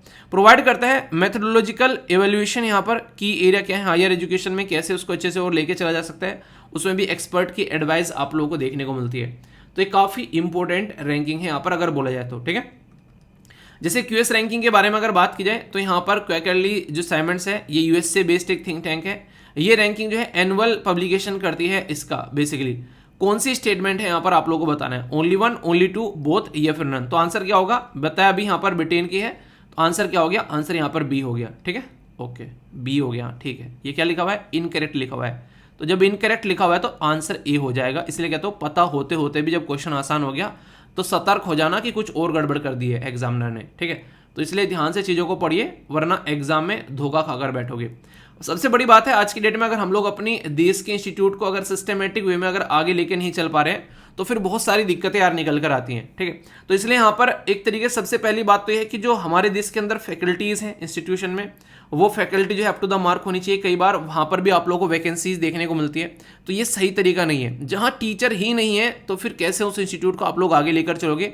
टीचर तो बेसिक नींव है यार उस चीज़ की, और उसी को आप लोग लेकर नहीं आ रहे हो, तो ये तो बिल्कुल एक तरीके से ऐसी बात हो गई कि मतलब जो एक तरीके से ना मतलब चीज़ें क्या कर ले वहाँ पर कि आप लोगों ने कंस्ट्रक्शन के लिए सब कुछ लेके आ गए, वहाँ पर ईंटें लेके आ गए, बजरपुर रोडी लेकर आ गए, सारे जो भी एक माल पानी होता है सब ले आए घर कंस्ट्रक्शन करने के लिए। मिस्त्री नहीं है वहाँ पर, कर लो कंस्ट्रक्शन कैसे करना है, तो क्या वो घर कभी बन पाएगा, तो बन ही नहीं पाएगा। तो जरूरी है कि टीचर को आप लोग एटलीस्ट यहाँ पर सेंटर में रख कर चलो।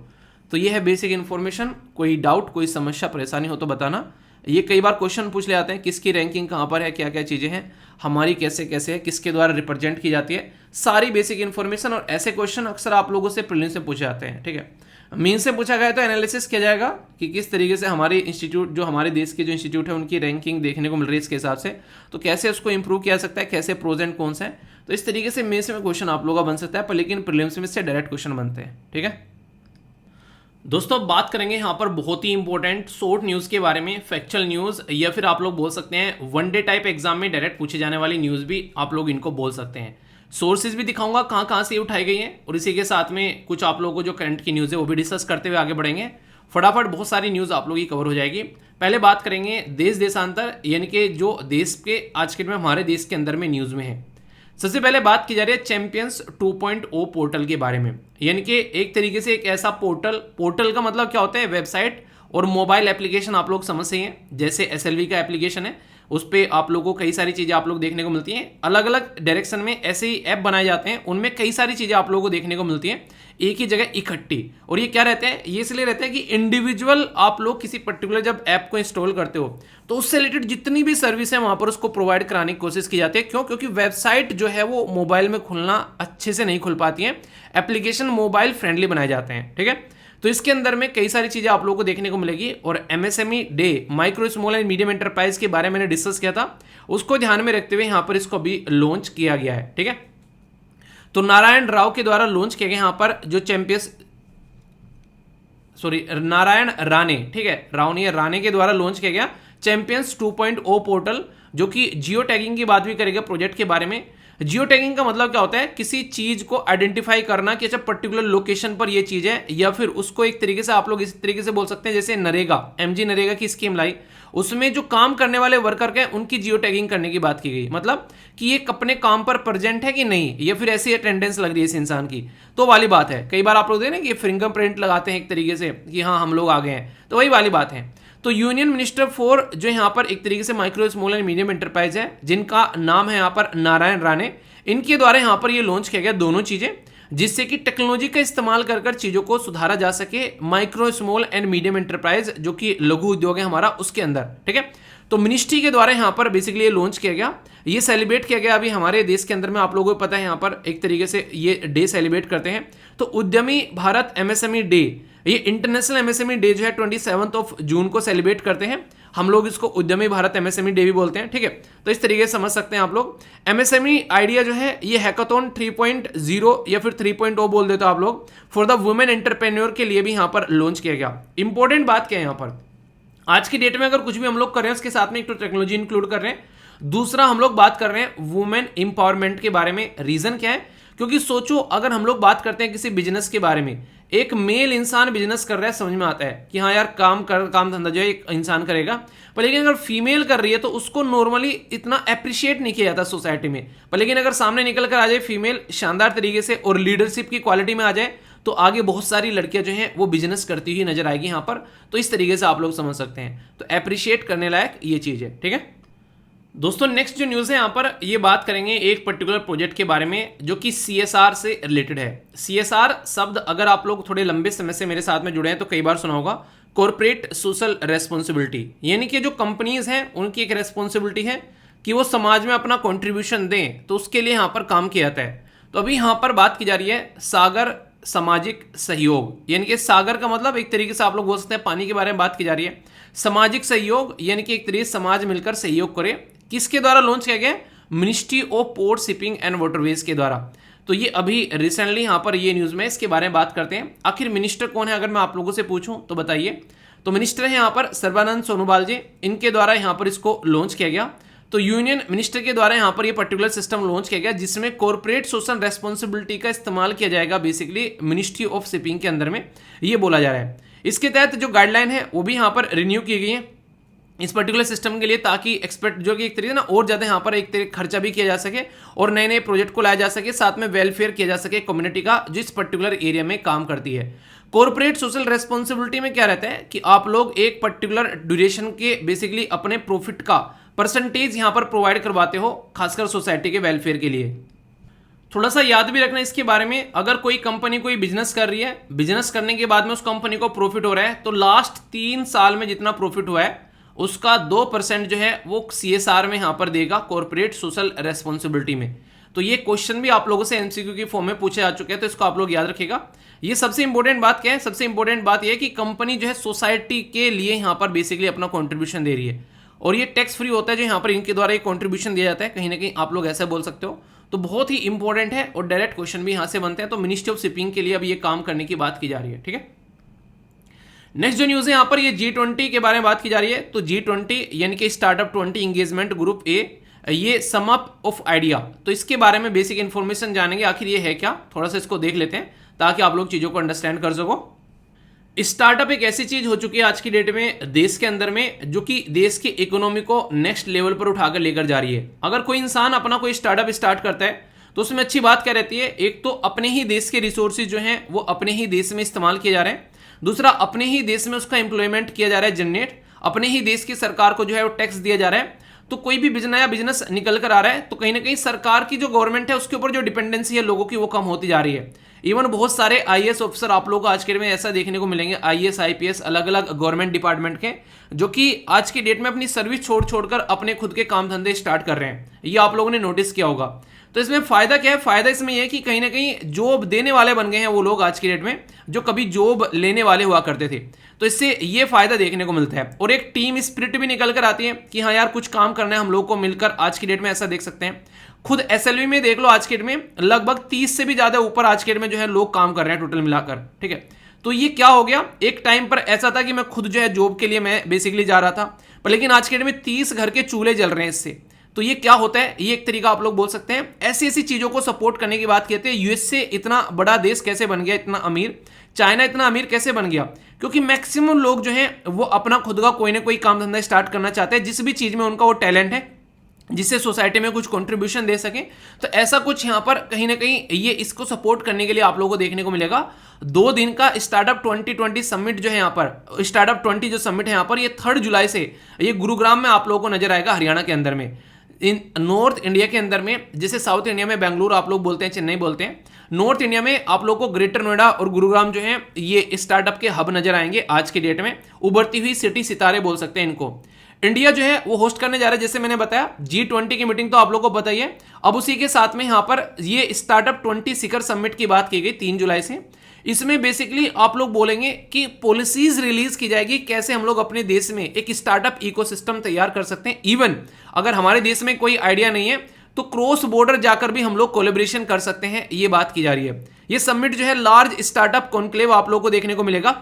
और कहीं ना कहीं जो भी प्रोडक्ट सर्विसेज हैं, देखिए मैं क्या करता हूं आप लोगों को सर्विस प्रोवाइड कराता हूं, यानी कि टीचिंग एक सर्विस है यहाँ पर। ठीक है, मैं कोई प्रोडक्ट तो बेच नहीं रहा है यहाँ पर कि इंसान जो है बैठकर यहाँ पर कोई कुछ ऐसी चीजें बेच रहा है जो कि एक तरीके से ना फिजिकल फॉर्म में इंसान के पास में जाए। कोई मोबाइल बेच रहा है या फिर कोई कुछ और प्रोडक्ट बेच रहा है बैठकर, आज के में कोई कपड़े बेच रहा है, कोई जूते बेच रहा है, ठीक है, तो कोई लैपटॉप बेच रहा है। तो ये एक तरीके से फिजिकल फॉर्म में जाती है चीजें इंसान के पास में। सर्विस क्या होती है, जैसे डॉक्टर हो गया, टीचर हो गया, वकील हो गया, ये सारे सर्विस देते हैं। तो यहां पर कहीं ना कहीं इन दोनों एरिया में काम करने की जरूरत है। जो हमारे देश में अच्छे हैं हमारे देश में करेंगे, जो कहीं और बाहर अच्छे हैं तो कहीं बाहर करेंगे। तो इस तरीके से यहां पर तो काफी इंपॉर्टेंट और इंटरेस्टिंग बोल सकते हैं, यहां पर ये देश के अंदर में अच्छा माहौल बनाने का काम यहां पर करते हैं। ठीक है, आगे बात करते हैं इकोनॉमी के बारे में। एक एक चीज यहां पर देखेंगे जिससे कि आप लोग चीजों को अंडरस्टैंड कर पाए। यहां पर सबसे पहले बात की जा रही है CCI के द्वारा अप्रूव किया गया TCNS, ये clothing by the Aditya Birla fashion, और इसी के साथ में रिटेल लिमिटेड। इसको थोड़ा समझते हैं आखिर क्या है। ये तो आप लोग को बताइए कि CCI क्या है, कंपटीशन कमीशन ऑफ इंडिया। बिल्कुल बेसिक इंफॉर्मेशन अगर इसके बारे में आप लोग पढ़ना चाहते हैं तो CCI ऊपर जाकर डालना। यहां पर स्टैट्यूटरी बॉडी है, रिस्पॉन्सिबल है, बेसिकली एक तरीके से यहां पर इन्फोर्स करती है कंपटीशन कमीशन एक्ट। ठीक है, ये एक तरीके से आप लोग देखते हैं यहाँ पर कॉन्स्टिट्यूट किया गया था इसको 2009 में। तो एक स्टैट्यूटरी बॉडी होगी, यानी कि कानून के हिसाब से यहाँ पर बनाएगी। ठीक है, इसी के साथ में यहाँ पर किसी की मोनोपोली ना हो मार्केट के अंदर में, इसलिए यहाँ पर इसको बनाया जाता है ताकि मिलकर सब जो है वो अपना बिजनेस कर सकें। यानी कि एक तरीके से एक बिजनेस करने वाला माहौल बनाया जाता है। चेयरमैन होते हैं और मेंबर होते हैं, और जब कोई यहाँ पर ऐसा काम करता है ना देश के अंदर में, कोई एक तरीके जजमेंट देने का काम करता है, तो याद रखना वो जज की क्वालिटी यहाँ पर आप लोगों को देखने को मिलेगी। जब उसके लिए अपॉइंट किया जाएगा तो हाई कोर्ट के जज की क्वालिटी उसके पास में होनी चाहिए। ठीक है, तो कहीं ना कहीं आप लोग देखते हैं कंपटीशन कमीशन ऑफ इंडिया ने अभी यहाँ पर गूगल को मजा चखाया। इसी के साथ में कोल इंडिया के बारे में बात की हम लोगों ने कि कोल इंडिया को भी कंट्रोल करने की कोशिश की गई। तो कंट्रोल करना नहीं होता है, वो मोनोपोली क्रिएट करने से रोकते हैं। तो ये बेसिक चीजें आप लोग यहाँ पर याद रखते हैं। तो ये मैंने यहाँ पर शेयर कर रखा है, जाकर सर्च कर सकते हैं, यहाँ पर डायरेक्ट आप लोगों को देखने को मिल जाएगा। ठीक है, जब देखोगे यहाँ पर। ठीक है, तो इस तरीके से भी आप लोग यहाँ पर देखते हैं, सारी चीजें A to Z आप लोगों के सामने है, बिल्कुल कोई भी डाउट नहीं होना चाहिए। ओके, तो ये बेसिक चीजें, इस पे जाकर आप लोग सर्च कर लिया करो। अभी इंपॉर्टेंट मुद्दा क्या है, इंपॉर्टेंट मुद्दा ये आज के डेट में जो कंपनी है ना, कोई भी कंपनी है वो चाह रही है कि अपना कोई ना कोई दूसरा ब्रांड जो है जो ओपन किया जाए। आप लोगों को यकीन नहीं होगा, अभी रिसेंटली कोई पर्टिकुलर पर्सन है, मतलब गुजरात के हैं, वो डायमंड के व्यापारी हैं। ठीक है, तो वो एजुकेशन सेक्टर में एंट्री करना चाहते हैं। ठीक है, तो यहाँ पर उनका मेल आया था रिसेंटली अभी, तो बोल रहे थे कि सर हमारे साथ में मिलकर काम करोगे क्या। मतलब उनका एजुकेशन से कोई लेना देना नहीं है। ठीक है, पर लेकिन वो क्या चाह रहे हैं, वो चाह रहे हैं कि एजुकेशन सिस्टम में आए और वो एजुकेशन सिस्टम में अपना कुछ कंट्रीब्यूशन दे, यानी एक इंसान कुछ काम करे। जैसे TCS कितनी सारे एरिया में काम करती है। ठीक है, तो वो आ रहे थे यहाँ पर लेकिन आप लोग समझ सकते हैं किसी पर्टिकुलर इंसान को अगर कहीं एंट्री करनी है, अपना कोई पैसा अगर कहीं पर लगा रहे हैं तो प्रॉफिट भी देखेगा। तो बात चल रही थी ऐसे उनसे, मतलब पहले तो पता नहीं किसी ने उनको नंबर दिया, कहाँ से निकाल कर वो लेकर आए। और फिर यहाँ पर उनसे जब बात की तो बेसिकली कई सारी चीज़ समझ में आती है कि इंसान जो आज के डेट में ऐसे ऐसे एरिया के ऊपर नजर रखे हुए हैं कि ये एरिया आने वाले टाइम में काफी अच्छा चलने वाला है। जैसे कि एनर्जी के बारे में बात करते हैं आप लोग, सोलर एनर्जी के बारे में, तो इसमें आप लोग समझ सकते हैं जो नए नए एरिया आज की डेट में आ रहे हैं, जैसे आर्टिफिशियल इंटेलिजेंस में लोग जो है काफी लार्ज स्केल पर अलग अलग प्रोडक्ट बना रहे हैं जिसका इस्तेमाल कर नई चैट जीपीटी और पता नहीं क्या क्या आज के डेट में देखने को आप लोगों को मिल रहे हैं। तो टेक्नोलॉजी के फील्ड में घुसना चाह रहे हैं। ऑनलाइन एजुकेशन आने वाले टाइम में एक बूम बन चुका है कहीं ना कहीं, और आने वाले टाइम में यहाँ पर लोग जो है कहीं ना कहीं किसी के पास में कोई टैलेंट है, आप लोग एक मैथ अच्छा पढ़ाना जानते हैं तो आसानी से बैठकर आप लोग ऑनलाइन मैथ पढ़ा सकते हैं। अगर आपको लगता है आपके अंदर टैलेंट है, इंग्लिश अच्छी जानते हैं तो आप लोग उसको बेसिकली प्रोवाइड करा सकते हैं। तो इसी तरीके से आदित्य बिरला जो है फैशन में एंट्री कर रहा है अच्छे लेवल पर, तो अपनी किसी चीज में एंट्री करने का मतलब क्या है कि यहां पर ऐसी किसी कंपनी को खरीद ले जो यहां पर काम कर रही है। तो TCNS क्लोथिंग जो है यहां पर ये बेसिकली परचेज कर ली गई आदित्य बिरला के द्वारा, और फैशन डिटेल जो आदित्य बिरला का ये भी एक बड़ा नाम है, बिरला कंपनी, ठीक है। तो अलग अलग एरिया में काम करते हैं, एक ब्रांडेड प्रोडक्ट आप लोगों को देखने को मिलेगा। तो यहां पर आदित्य बिरला फैशन और डिटेल जो है इसके द्वारा यहां पर ये जो कंपनी खरीदी गई और लिस्टेड कंपनी है एक तरीके से बोल सकते हैं। तो एक्वाइजिशन अप्रूव किया गया इंडियन गवर्नमेंट के द्वारा। सबसे बड़ी बात, एक बात याद रखिएगा, कंपटीशन कमीशन ऑफ इंडिया यहां पर इस चीज पर ध्यान रखता है, अगर किसी भी कंपनी को खरीदा जा रहा है तो इस तरीके से खरीदा जाए कि मार्केट में जो खरीदने वाली कंपनी है वो अपनी मोनोपोली न क्रिएट कर ले। मोनोपोली मतलब बस तू ही रह गया, अब उससे दिक्कत क्या होगी, तुम अपना प्राइस खुद डिसाइड करोगे, तुमको कोई कॉम्पीट करने वाला नहीं होगा। तो इस चीज को रोकने के लिए यहां पर बड़ा फोकस दिया जाता है, ये आप लोग जरूर याद रखना, ठीक है। तो ये काफी इंपॉर्टेंट न्यूज है जो कि आप लोग समझ सकते हैं। नेक्स्ट बात करते हैं सेबी के बारे में। सेबी के द्वारा ASBA ये बेसिकली इंट्रोड्यूस किया गया, ये facility for the secondary market trading. आखिर क्या है, थोड़ा सा नजर डालते हैं इसके ऊपर। हमारे देश के अंदर में सेबी का नाम आप लोगों ने सुना होगा, सिक्योरिटी जो basically exchange board of India बोलते हैं इसको। ये जो स्टॉक मार्केट है उसके लिए काफी एक इंपॉर्टेंट ऑथोरिटी है और एक स्टैट्यूटरी बॉडी है जो कि चाहती है कि यहां पर सारी चीजें जो है ठीक से चलती रहे, हर्षद मेहता जैसा कोई स्कैम आप लोगों को यहां पर देखने को न मिले। तो इसके लिए नए नए टूल लेकर आती है, उसमें से एक टूल है यहां पर एप्लीकेशन सपोर्टेड ब्लॉक्ड अमाउंट, जो कि यहां पर कहीं ना कहीं एक तरीके से ट्रेडिंग में खासकर सेकेंडरी मार्केट में यहां पर सपोर्ट प्रोवाइड कराएगा। पहले तो सेकेंडरी मार्केट क्या होती है आप लोग ये समझो, जब कोई कंपनी मार्केट में नहीं आती है तो वो कंपनी अपने IPO लेकर आती है, ठीक है, इनिशियल पब्लिक ऑफरिंग, वो मार्केट में इन्वेस्टमेंट करती है और वहां से पैसा उठाती है। पर लेकिन जब किसी ने ये IPO खरीद लिए हैं और फिर से अब कोई जाकर इनको IPO को बेच रहा है तो ये सेकेंडरी मार्केट में यहां पर पहुंच जाता है फिर। तो सेकेंडरी मार्केट का टूल यहां पर है जो कि इनहेंस करेगा कैश, जो भी कोलेटरल होता है उसकी प्रोटेक्शन प्रोवाइड कराएगा, ताकि यहां पर एक तरीके से जो चीजें हैं नहीं, एक तरीके से क्या होता है, जैसे कोई सामान बेचा जा रहा है तो कई बार जो फंड होते हैं वो सिस्टमेटिक वे में प्रोवाइड नहीं कराए, तो फंड को क्लियर करने का काम करेगा यहां पर कि फंडिंग में एक सपोर्ट प्रोवाइड कराने की काम इसके द्वारा की जाएगी। और वो भी किसके थ्रू, वो है इंपॉर्टेंट, वो है UPI के थ्रू। क्यों, आज की डेट में UPI इंटरनेशनलाइज किया जा चुका है सरकार के द्वारा, और उसी UPI को यहां पर अब यहां पर सेकेंडरी मार्केट में यूज किया जा रहा है, इसको और ज्यादा ऑथेंटिक बनाने के लिए इंटरनेशनल लेवल पर। आप लोगों को पता है, अभी मैंने कई जगह आप लोगों से डिस्कस किया था कि इंटरनेशनल लेवल पर आज के डेट में इसका कितना ज्यादा इस्तेमाल किया जा रहा है। जो मैस्ट्रो कार्ड है और जो मास्टर कार्ड है, भाई सब रो रहे हैं मार्केट में, इतना खतरनाक लेवल का ये एंट्री कर रहा है, इंटरनेशनल प्रोडक्ट बन चुका है UPI आज की डेट में। तो इससे अंदाजा लगा सकते हैं आप लोग यहां पर, जो कि काफी इंपॉर्टेंट है, ठीक है। सेबी के बारे में बताना कि सेबी जो है वो कब बनाया गया था, इसके बारे में थोड़ी सी इंफॉर्मेशन एटलीस्ट आप लोग जरूर बताइएगा, कंफ्यूजन नहीं होना चाहिए। अब देखो UPI, आप लोगों को UPI हर जगह देखने को मिलेगा भाई साहब, इतना फास्ट ट्रांजैक्शन हो रहा है हमारे देश में, 50% से ज्यादा ऊपर ट्रांजैक्शन UPI से किया जा रहा है। अभी फर्स्ट गवर्नमेंट बैंक बन गया है जो कि पेमेंट अलाउ कर रहा है थ्रू क्रेडिट कार्ड UPI के थ्रू कनेक्ट कर, ठीक है। तो ये आप लोग समझ सकते हैं कौन है यहां पर, ये है कैनरा बैंक। तो यहां पर ये पब्लिक सेक्टर बैंक है, तो UPI का यूज कर यहां पर ये काम कर रहे हैं। तो Canara bank become the first public जो सेक्टर बैंक है यहां पर इंडिया के अंदर में, जिसने ये फैसिलिटी इंट्रोड्यूस की है यहां पर, रुपया क्रेडिट कार्ड के थ्रू यहां पर इसका इस्तेमाल किया जाएगा। तो ये डायरेक्ट क्वेश्चन बन जाएगा आप लोगों से इकोनॉमी के अंदर भी और बैंकिंग के अंदर भी, ठीक है। तो customer of the Canara bank जो है आज के डेट में इंजॉय कर पाएंगे इसका। अब जब customer of Canara bank enjoy करेंगे तो दूसरे कस्टमर क्या पीछे रह जाएंगे। अब दूसरे बैंक भी इस फैसिलिटी को जो है वो इंक्लूड करने की कोशिश करेंगे जितना फास्ट यहां पर हो सके, तो उसमें जल्दी आप लोगों को चीजें जो है वो इंक्लूडेड यहां पर नजर आएगी, ठीक है। तो ये बहुत ही बेसिक सी चीज है जिसके बारे में याद रखिएगा, पर कैनरा बैंक के बारे में जरूर याद रखना, क्वेश्चन आप लोगों से बन सकता है। एक ऐसे फैमिली मेंबर कह रहे थे कि सब कुछ बुक वगैरह और चीजों के बारे में भी ऐड किया करो। ऐसा नहीं है कि जो मैंने स्लॉट बना दिए हैं वही आप लोगों को देखने को मिलेंगे। आगे आने वाले टाइम में जो भी देखो न्यूज में रहेगा ना, पर्सन हो गया, कोई बुक हो गई, तो वो भी इंक्लूड करेंगे यार, तो टेंशन मत लेना इस चीज के लिए, ठीक है। तो यहां पर बात की जा रही है एक इंपॉर्टेंट पर्सनैलिटी के बारे में जिनका नाम है रूपा पाई, रूपा, ठीक है। तो जैसे आप लोगों ने रूपा के कई सारे कपड़े आप लोगों ने देखे होंगे, ठीक है।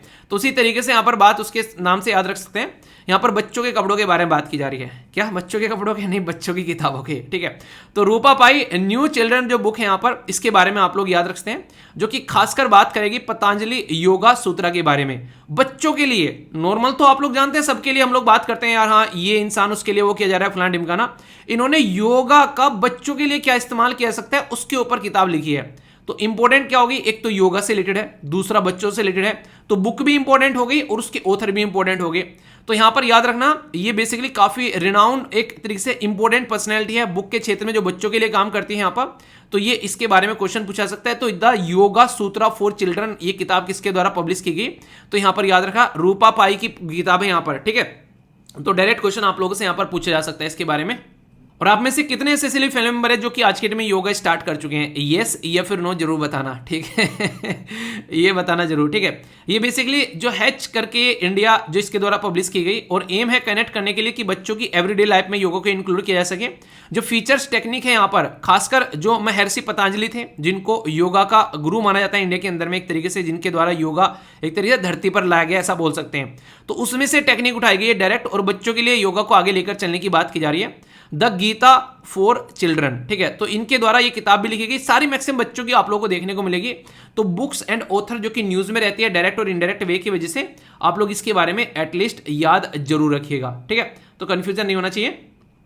वैसे तो ये न्यूज में ऑलरेडी अभी कवर कर चुका हूं, पर फिर भी थोड़ा सा आप लोग आइडिया रख लीजिए कि आईआईटी बॉम्बे जो है टॉप 150 में आ गया है। पहले हम लोग काफी पीछे रहा करते थे, और ऑक्सफोर्ड हार्वर्ड जो है यहाँ पर ये टॉप में आप लोगों को देखने को मिलेगी। क्यूएस रैंकिंग मैंने अभी बताई आप लोगों को सारी। तो वही बेसिक चीजें हैं, एटलीस्ट आईआईटी बॉम्बे का नाम याद रखेगा। 150 के अंडर आना भी एक अचीवमेंट है यहाँ पर।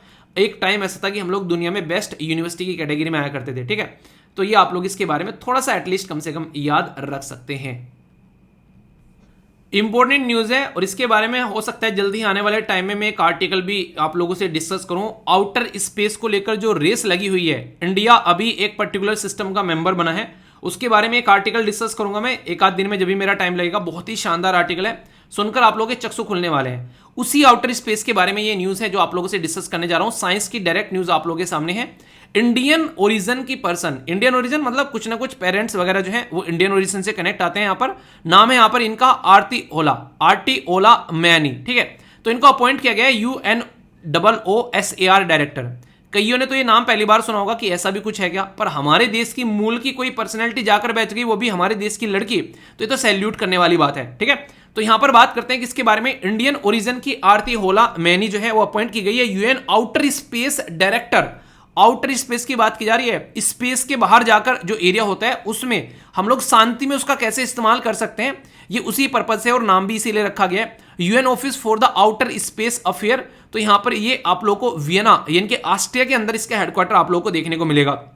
ये सक्सीड कर रही है यहां पर किसको? इनका नाम है सिमोनेता डी पिपोप। ठीक है, तो यहां पर ये इटली की थी, इनको सक्सीड कर ये बन रही है कि कैसे आउटर स्पेस को पीसफुल बेसिकली पर्पज के लिए यूटिलाइजेशन करना चाहिए।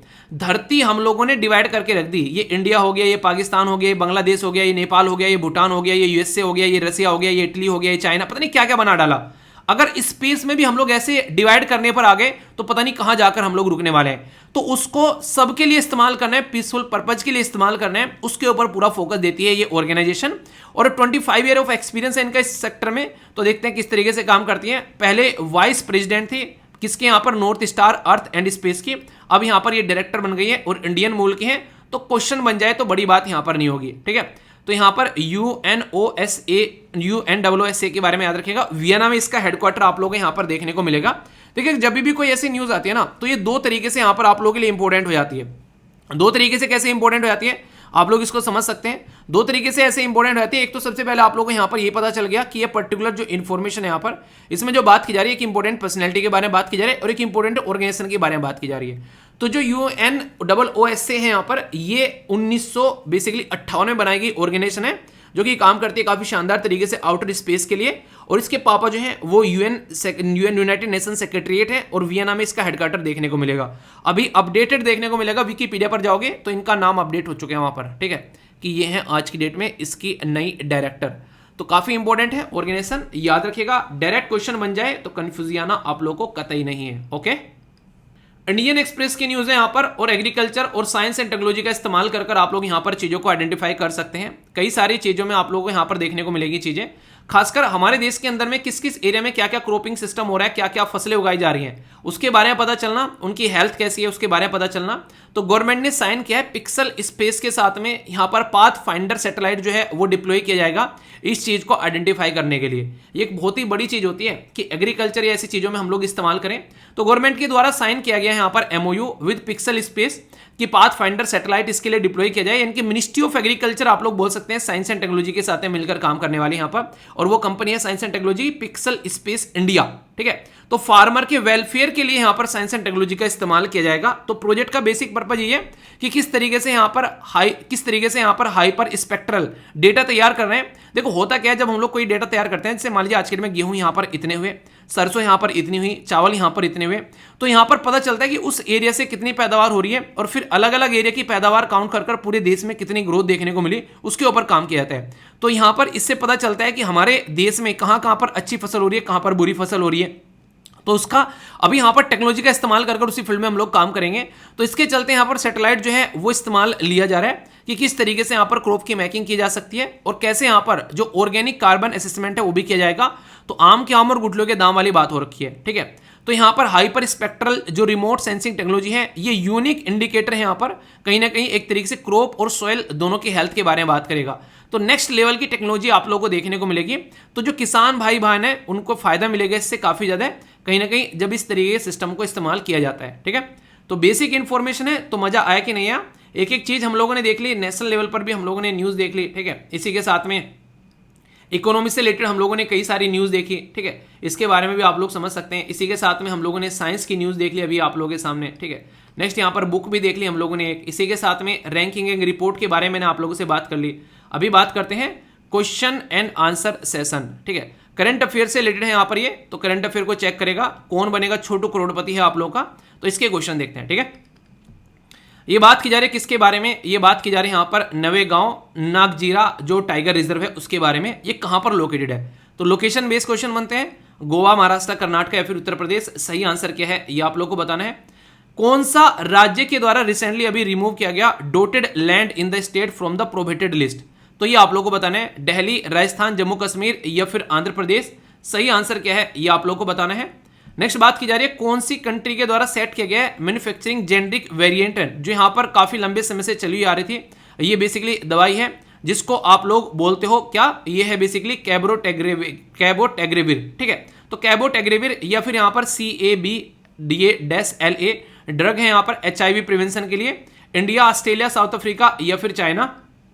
नेक्स्ट यहाँ पर बात की जा रही है कि कौन सा इंटरनेशनल इंस्टीट्यूट के द्वारा रिलीज की गई global annual to decadal climate update. Important है, बहुत ज्यादा स्टार लगा लेना, क्वेश्चन बन सकता है। WMO, IPCC, UNEP या फिर UNDP। ठीक है, तो याद रख सकते हैं। देखो UNDP डायरेक्ट दे दिया जाता है कई बार, यूनाइटेड नेशन डेवलपमेंट प्रोग्राम है यहाँ पर। ये नॉर्मली जनता के बारे में बात करता है। ठीक है, अगर इन्वायरमेंट के बारे में बात करें तो यहाँ पर ये यूनाइटेड नेशन इन्वायरमेंट प्रोग्राम आता है।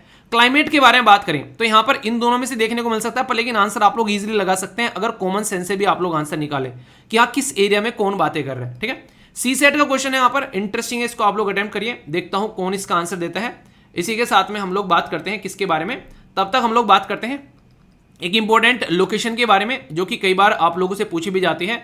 और यहां पर आज है लोकतक लेक। लोकतक लेक है आप लोगों के सामने यहाँ पर, ये फ्रेश वाटर लेक है मणिपुर के अंदर में। और फुमडीज क्वेश्चन पूछा चुका है, फुमडीज कहां पर देखने को मिलते हैं, तो लोकतक लेक में देखने को मिलते हैं मणिपुर के अंदर में। इनको फ्लोटिंग बेसिकली एक तरीके से ये ना छोटे छोटे एरिया होते हैं, लैंड के छोटे छोटे एरिया होते हैं, उस पर तैरते रहते हैं। और कैबुल लैम्जो नेशनल पार्क इसी में देखने को मिलेगा। ओनली फ्लोटिंग नेशनल पार्क बोला जाता है जो वर्ल्ड में इंडिया के अंदर में सिचुएटेड है। संगाई, ये काफी इंटरेस्टिंग हिरन है जिसके कई सारे सींग आप लोगों को देखने को मिलते हैं, बहुत ही प्यारा सा लगता है। तो संगाई यहाँ पर ये एंटीपोल बोलते हैं, बेसिकली नॉर्मली इसको संगाई बोलते हैं। ठीक है, इंडेंजर्ड एनिमल है पर लेकिन काफी फेमस है। डांसिंग डियर का भी नाम कई बार आप लोगों ने सुना होगा। ठीक है, लोकतक लेक जो है वो डेजिग्नेटेड वेटलैंड है, रामसर साइट का दर्जा दिया गया था 1990 में, और काफी इंपॉर्टेंट है इस पर्टिकुलर एरिया में इकोलॉजिकल पॉइंट ऑफ व्यू से भी। ठीक है, तो ये आप लोग यहाँ पर समझ सकते हैं। तो हम लोगों ने यहाँ पर बात की, थोड़ा सा अगर इसको आप लोग जूम कर देखना चाहते हैं तो यहाँ पर आप लोग देखते हैं। ठीक है, कंफ्यूजन नहीं होना चाहिए। एक और इंपॉर्टेंट बात आप लोग याद रखना, मणिपुर में अभी रिसेंटली आप लोगों को बहुत सारे दंगे फसाद देखने को मिल रहे हैं। तो उसकी वजह से भी यहाँ पर बहुत ज़्यादा न्यूज़ में है, तो यहाँ पर शांति रहे देश में जरूरी है उसके लिए, पर लेकिन यहाँ पर डायरेक्ट क्वेश्चन भी आप लोगों से बन सकता है इस वजह से, ठीक है। हम लोगों ने बात की यहाँ पर नवेगांव नागजीरा टाइगर रिजर्व के बारे में, कहाँ पर लोकेटेड है, ये महाराष्ट्र के अंदर में लोकेटेड है, इसके बारे में याद रखते हैं हल्का सा। नेक्स्ट यहाँ पर बात की जा रही है कौन से स्टेट के द्वारा यहाँ पर ये रिमूव किया गया, तो आंध्र प्रदेश के द्वारा, ठीक है।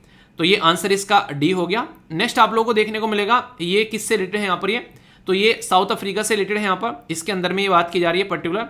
नेक्स्ट आप लोगों को देखने, इनकी एक्सप्लेनेशन भी दे रखी है, ठीक है, थोड़ा सा टाइम निकाल कर एक बार नजर डाल लेना, तो यहाँ पर इसको आप लोग कोई भी डाउट नहीं रहेगा। और यहाँ पर WMO मैंने बता दिया आप लोगों को, ये जो क्वेश्चन हो गया इसका सी सेट है, ये इसका आंसर है, थोड़ा सा मैच कर इसको देख लेना। और ये प्लेस इन न्यूज आप लोगों के लिए काफी इंपॉर्टेंट है, जो कि आप लोग याद रख सकते हैं। कई सारे बच्चे पूछ सकते हैं, यहाँ पर एक छोटा सा एक कॉन्सेप्ट भी बता देता हूं डोटेड लैंड के बारे में। डोटेड यानी कि डोट लगा दिया, कई बार कहते हैं ना इसका नाम क्या है, डोट लगा दो, इसके नाम का पता ही नहीं है। तो डोटेड लैंड जो होती है वो ऐसी लैंड होती है जिसका कोई ओनर नहीं है, जिसकी कोई ओनरशिप नहीं है किसी के पास में। ये डिस्प्यूटेड लैंड भी आप लोग बोल सकते हैं, वो कहता मेरी है, ये कहता मेरी है, ठीक है, तेरी नहीं है मेरी है, मेरी नहीं है तेरी है। तो उसके बारे में बात की जा रही है, तो आंध्र प्रदेश ने यहाँ पर बेसिकली ये लेकर आए इसके लिए, ठीक है। तो कोई भी कंफ्यूजन इसके लिए नहीं होना चाहिए। कॉन्सेप्ट हल्का सा था, हालांकि मैंने डाल दिया था, मैंने कहा पढ़ लेना, कभी कभी पीपीटी उठाकर भी देख लिया करो कितनी मेहनत की जाती है इनके पीछे, ठीक है। तो बहुत ही आसान शब्दों में आप लोगों के लिए बहुत सारी चीजें मिल जाती हैं, रिवीजन भी आप लोग आसानी से कर पाओगे, ठीक है। आइए कुछ नए शब्द सिखाता हूं आप लोगों को। अंग्रेजी के एरिया में क्या बनाता हूं, एक तरीके से ज्ञानवर्धक बनाता हूं, अंग्रेज नहीं बनाते। एक बच्चा कह रहा है सर ये मत बोला करो, अंग्रेज बनाता हूं ठीक है। जो शब्द हैं यहाँ पर इनके बारे में बात करेंगे, तो वोकेबलरी जो है ये शब्द भंडार आप लोगों के लिए नए शब्द सिखाते हैं आप लोगों को। तो पहला यहाँ पर बिलिटलिंग, तो ये होता है एक तरीके से किसी चीज को कम महत्व देना, जैसे वोकेबलरी है, कई सारे लोग इनको इग्नोर कर देते हैं। ये अंग्रेजी इंप्रूव करेगी भाई साहब आप लोग की, आंसर राइटिंग आप लोग जाते हैं एनडीए सीडीएस एसएससी बैंकिंग में बहुत ज्यादा फायदा पहुंचाएगा, तो इसके ऊपर फोकस देना है, ठीक है। प्रीवेरिकेट क्या होता है, चालबाजी, किसी को धोखे से कपट से छल से अपने कंट्रोल में करना या फिर कुछ ऐसी चीजें कर देना सामने वाले के साथ में जो कि गलत है, ठीक है, ये देखने को मिलता है। प्रोप्राइटरशिप क्या होता है, मालिक, किसी पर्टिकुलर चीज का ओनर, स्वामी, जिसके पास में इसका अधिकार है कि हाँ ये है इसका ओनर, प्रोप्राइटरशिप कहते हैं। रिक्लेमेशन क्या होता है, एक तरीके से किसी चीज को फिर से रिक्लेम करना, यानी कि पहले थी फिर से उसको अपने कंट्रोल में ले लेना, पुनः एक तरीके से प्राप्त करने वाली बात बोल सकते हैं, ठीक है। नेक्स्ट यहां पर यह इनएडवेरेंट, ये होता है बेपरवाह, जैसे नहीं आप लोग कई बार अपनी हेल्थ को लेकर अपनी पढ़ाई को लेकर बेपरवाह हो जाते हो, तो ये गलत बात है, ठीक है, गंदी बात, ठीक है। अपनी चीजों को पर ध्यान रखो, ये आप लोगों की रेस्पॉन्सिबिलिटी है, तो ये आप लोग नहीं रखोगे तो और कौन रखेगा। कैसा लगा आज का डिस्कशन, मजा आया कि नहीं आया, कोई दिक्कत कोई परेशानी हो तो बताना, उसको दूर किया जाएगा। और बाकी शाम को 5 बजे एप्लीकेशन पर मिल जाना, वहां पर आप लोगों के लिए क्विज आता है, उसको जरूर अटेम्प्ट करना। डे बाय डे की प्रैक्टिस आप लोगों की होती है, इस तरीके से प्रैक्टिस करते हुए चलोगे तो शानदार तरीके से चीजों को एंजॉय करते हुए नजर आओगे। और यूपीएससी में कई सारे बच्चे बोले सर हिस्ट्री की क्लास का इंट्रोडक्शन नहीं किया गया, हिस्ट्री की क्लास के इंट्रोडक्शन भी हो गया, ठीक है। अब देखो उसको अच्छे से, क्लास है सबके लिए अवेलेबल है, आप लोग उसको एंजॉय कर सकते हैं, तो यहाँ पर उसको आप लोग अच्छे से देखना। हिस्ट्री क्लास स्टार्टिंग की डेमो क्लास है, वो सबके लिए है, ठीक है, तो उनको आप लोग देख सकते हैं कि कैसे टीचर पढ़ा रहे हैं, एक्सपीरियंस टीचर हैं 8-8, 9-9 साल के यार, एक बार देखना और अपने फीडबैक जरूर दिया करो टीचर की, खासकर जो डेमो क्लास आप लोग देखते हो, और उससे ताकि मुझे पता चलता रहे। और कोई दिक्कत कोई समस्या कोई परेशानी हो टीचर के बारे में किसी चीज से रिलेटेड, studyloverveer@gmail.com पर आप लोग मुझे जरूर लिखना, ठीक है, या फिर studyloverveer@gmail.com, तो 2 आईडी हैं आप लोगों के पास में मेरे तक पहुंचने के लिए। टाइम थोड़ा लग सकता है, थोड़ा वेट कर लेना, पर लेकिन आप लोगों का मैसेज जरूर पढ़ा जाएगा, ठीक है। तो नेक्स्ट वीडियो में मिलता हूं, तब तक अपना ध्यान रखिए, बड़ों को नमस्ते, छोटों को प्यार, छोटी सी लाइफ एंजॉय करा। मिलता हूं नेक्स्ट वीडियो में, तब तक के लिए जय हिंद। मौज लो, रोज लो, नहीं मिले तो खोज लो, और मौसम भी अच्छा है, एंजॉय कर पढ़ो, ठीक है।